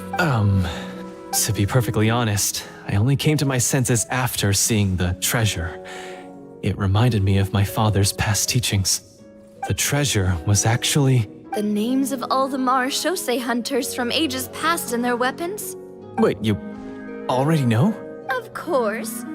Don't underestimate a veteran role player's exploration skills. Oh, wait, I mean Marachose hunter Navia's exploration skills. We just finished reading through the content of the stone tablet. That tablet recorded the lives of some fascinating people. For example, this Marachose hunter called Est. She inherited the responsibilities of the Golden Hunter and passed judgment on many people. But in private, she had a very easygoing personality. Her favorite pastime was singing and dancing with her friends, and she was said to have a beautiful voice. So, she was just like you. Oh, you really think so? Well, when you put it that way, I suppose I also have a few things in common with this Walter. Working as an executioner, he supposedly used a countless number of tricks to confound his enemies in battle. Oh, if only I could have seen the feats of magic he pulled off back then. Their lives were all so exciting. You could write so many cool books about their accomplishments. How could they have all been forgotten? Because they chose to be. To hunt monsters that only appear in the shadows, you must also operate in the dark. To be a Marachose hunter is to willingly give up on wealth and fame. Then this stone tablet must have been left behind by their companions. That's right. Few Marachose hunters ever revealed their identity to the public. They always protected the city from the shadows. The only time they spoke of their accomplishments would be at night, when they gathered with their fellow hunters in front of the bonfire to share stories of the monsters slain by their hand. So, this tablet was created not so that the hunters would be remembered by the people, but so that they would be remembered by each other. No wonder this place was so well hidden. You regard the stone tablet in solemn silence.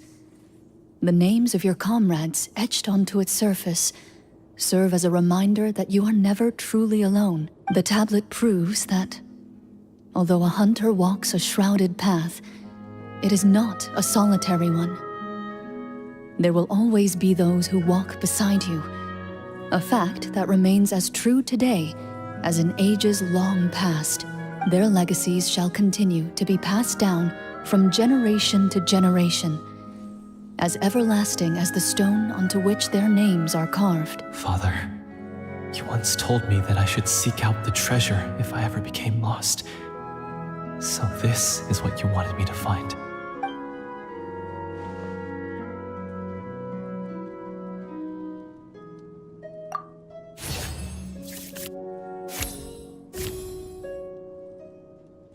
His eyes are sincere, and his words ring true.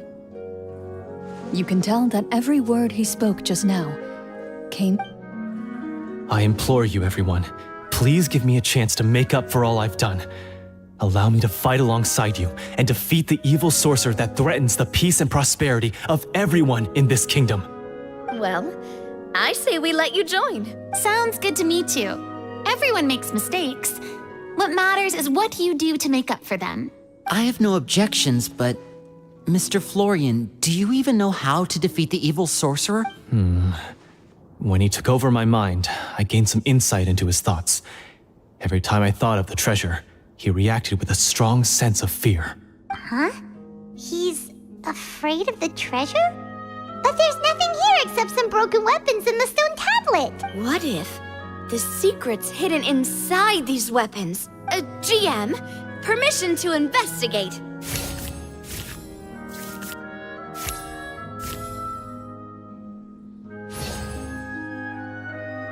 At first glance, the weapons appear absolutely ordinary. But as you observe them, you notice a faint energy emanating from within. These blades have slain countless monsters. Though it's been a long time since they were used in battle, their edges remain sharp, as if they're simply waiting for the next worthy hunter to carry on their legacy. So basically, take these with us, right? I'll take this weapon, since it used to belong to Est. Maybe it'll find comfort in being held by someone who appreciates the arts. Ah, good idea. I'll take Mr. Walter's bow then.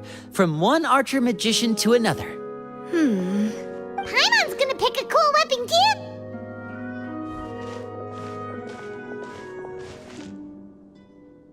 As you grip your weapons, you can almost feel the will of past hunters coursing through your being.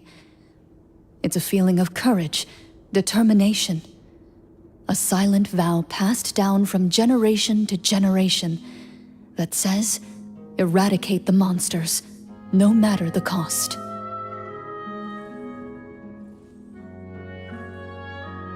Mr. Florian, do you know where to find the evil sorcerer? I was able to see his surroundings when our minds were connected. I believe he's currently hiding out at the church in the kingdom. We must be extremely careful. He's spent so long living among monsters that he's now taken the form of one. He will not be easily defeated. Then why don't we explore some more and try to find some higher level gear? We don't want to just fight him and lose, right? No, we have to strike now. He was greatly weakened when I managed to break out of his control. If we let him rest, he might have time to escape. I agree with Mr. Florian. We've got to act while we have the advantage.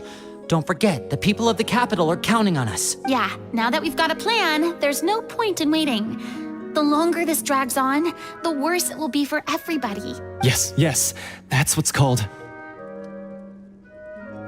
Yes, that's exactly right. All right, you've persuaded Paimon. Mr. Florian, please lead the way.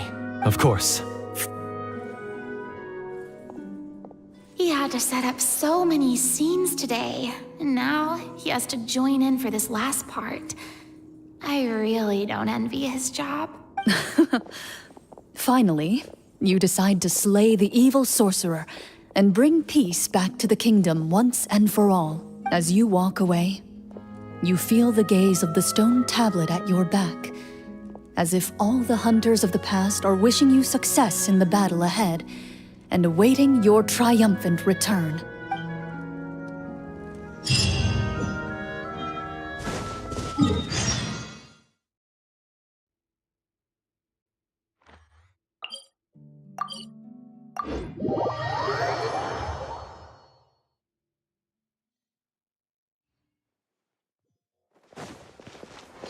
Ad Astra.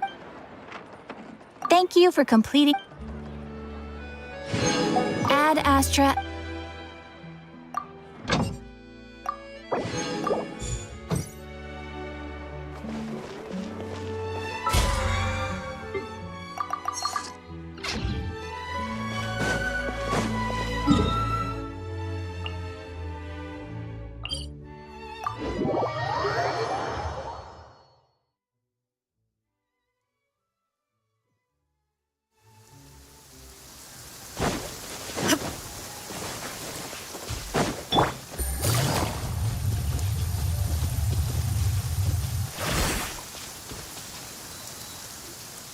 Finally, you arrive at the church Florian described. As you approach, an ominous aura surrounds you. You get the sense that your enemy is close at hand. How strange. This uneasy feeling seems so real. Now, it is time for the final battle. Let's go.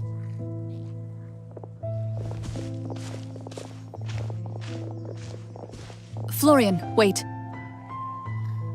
What's wrong? I think you should wait outside. You've already been corrupted by the Devorator once. It could easily re-enter your mind and take control of your body. I don't think it's a good idea for you to be this close.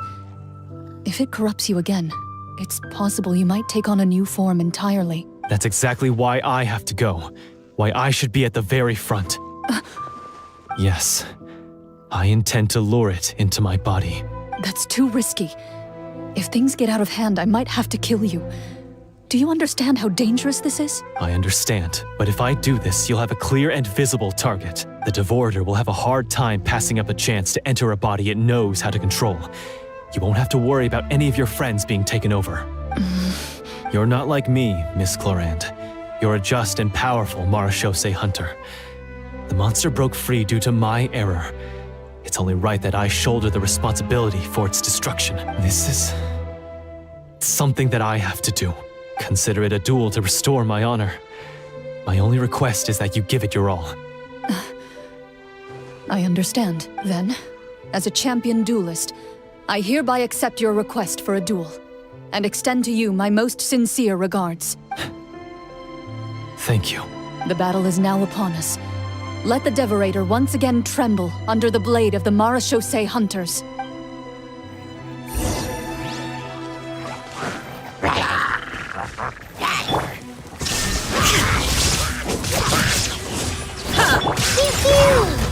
Out of the frying pan, into the... Quietly now.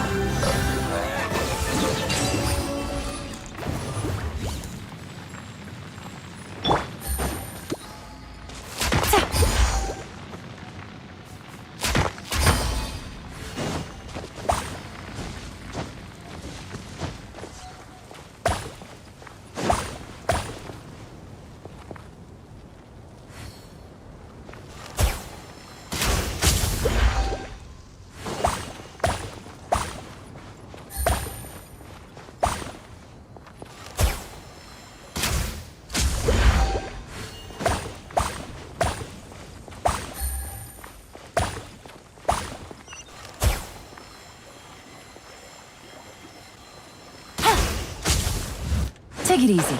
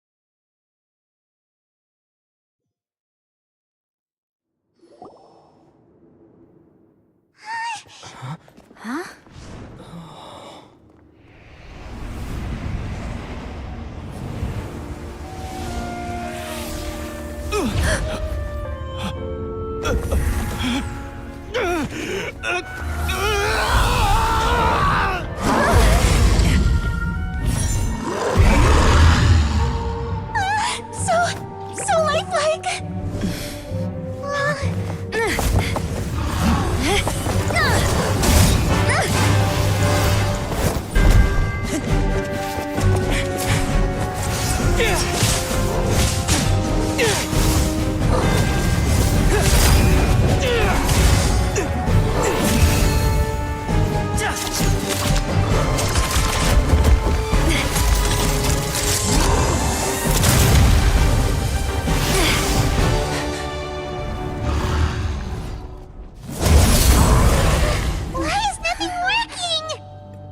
This foe is not invincible. You hold the treasure, the power to defeat it, in your own 2 hands. The treasure? You mean... The names! It's the Marechaussee hunters' names! How are we supposed to... You forget, Paimon? There's still one skill we saved until the very end. Hunters fight not for fame, but to aid the people whenever they are summoned. Walter the Marachose Hunter, master of 1,000 tricks, executioner of the Phantom Hunters, I call for aid! Est, the Marchose Hunter, inheritor of Cassiodor's will, judge of the Shadow Hunters. Answer my call!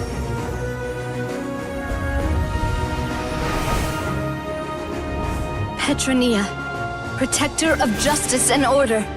The hunter I respect the most. Thank you for saving my friend, the best one I'll ever know. Please, lend us your strength.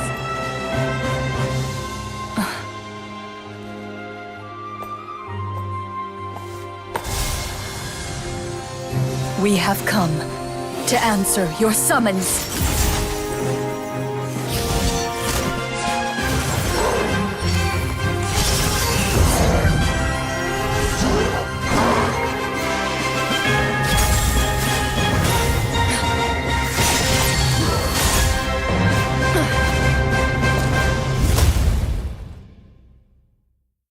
And so, the monsters were eradicated, and the sorcerer was defeated. Peace soon returned to the capital. Those in the court, manipulated by the sorcerer, also recognized the errors of their ways. Some remembered the names of the heroes who saved their kingdom, but others simply continued their lives none the wiser. Such is the story of the Marachose Hunters. They pursue the phantoms in the darkness and exterminate all who pose a threat. They will always protect the city and those within it, even should all memory of their accomplishments be forgotten by the very people they serve. I'm assuming we've finally reached the end of the script. Yes, you've reached one of the better endings. It's a pretty solid story overall. I thought it was just an ordinary adventure at first, but the further we got into it, the more impressed I became with the production and the plot. That final battle especially. All the effects were super realistic. Oh, right. Yeah, totally. That's a really good point. I never expected the weapons we picked up from that vault would have that kind of effect. Yeah, mine nearly scared the daylights out of me when it started glowing. I took a good look at it after we got out, but I don't think it ever lit up again. Oh, we should probably give these props back, right? I'll just leave mine here. Did you have a good time? Of course. Let me know if another script like this comes around. Sure, no problem. Then I'll head back for now. I think I need some time to fully digest everything that just happened. Once Mr. Florian is awake, please pass on my regards to him. He must be extremely exhausted to have passed out cold like that. You're right. He's had a lot to deal with. Well, see you all some other time. Toodaloo!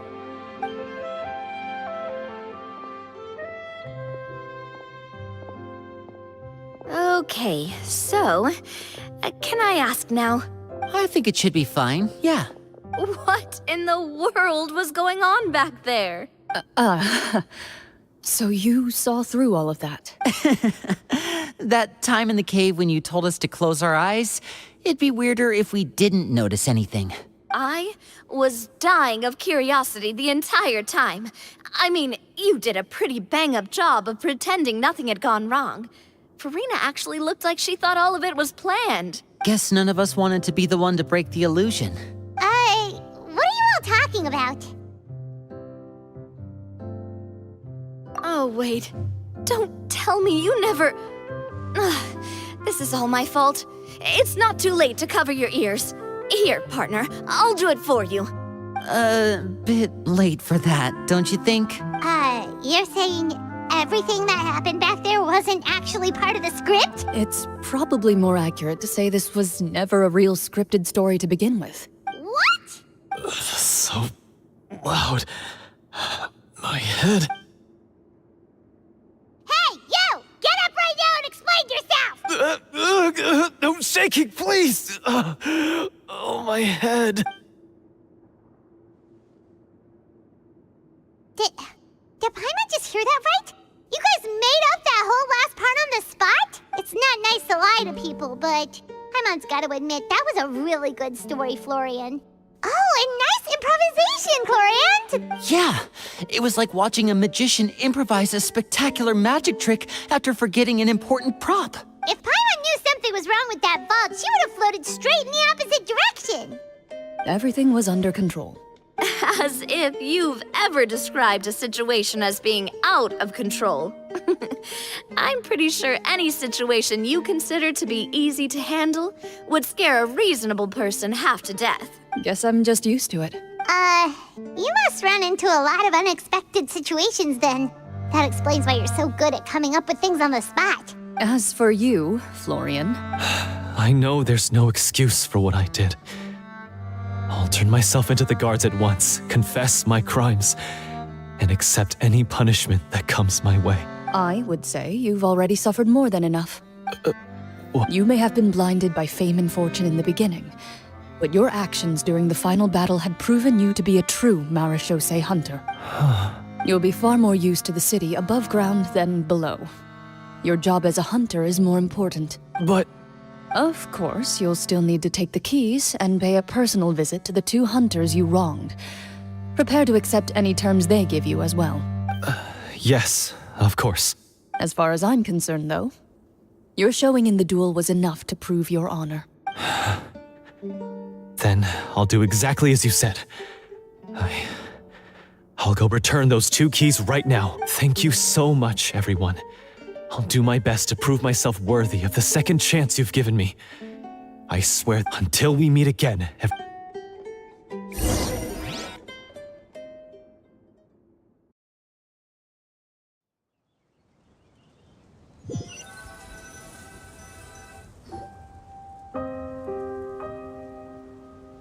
Speaking of marechaussee hunters, what should we do about the treasure in that cave? Leave it be. Are you sure? We could show it to people, make it so that the hunters are remembered. Don't you want that? No. Every name on that tablet made the same choice. All hunters know what the path entails. I am no exception. My identity as a marechaussee hunter is not something I need people to remember. I wish only to be recognized as a champion duelist. Nothing more. That's certainly very different from the path of a magician.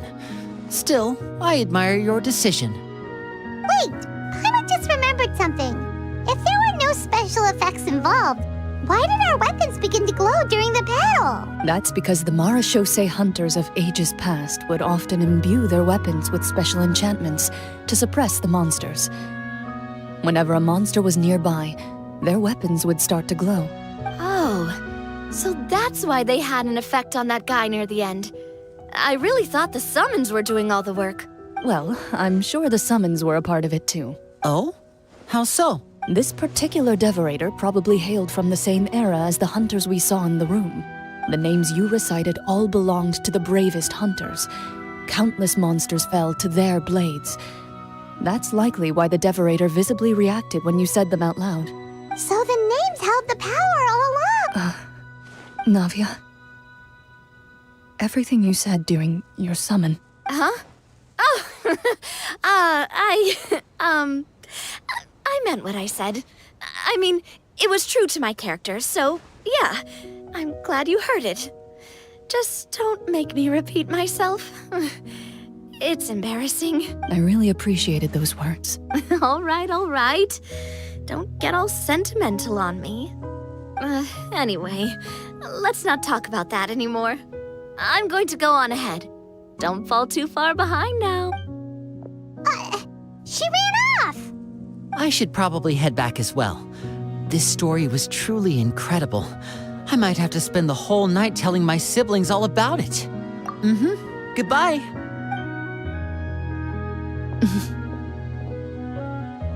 Traveler, should your name and deeds be forgotten, what do you think the significance of your journey will be? I suppose the significance would be the journey itself and the world we helped create. There's still value in the time I shared with everyone here, in the things we were able to accomplish. A great answer. I'll remember it. Me? The Marechaussee hunter says nothing in response to that question. Perhaps her answer lies in her silence. An unspoken vow left to echo through the night. The path she walks needs no explanation.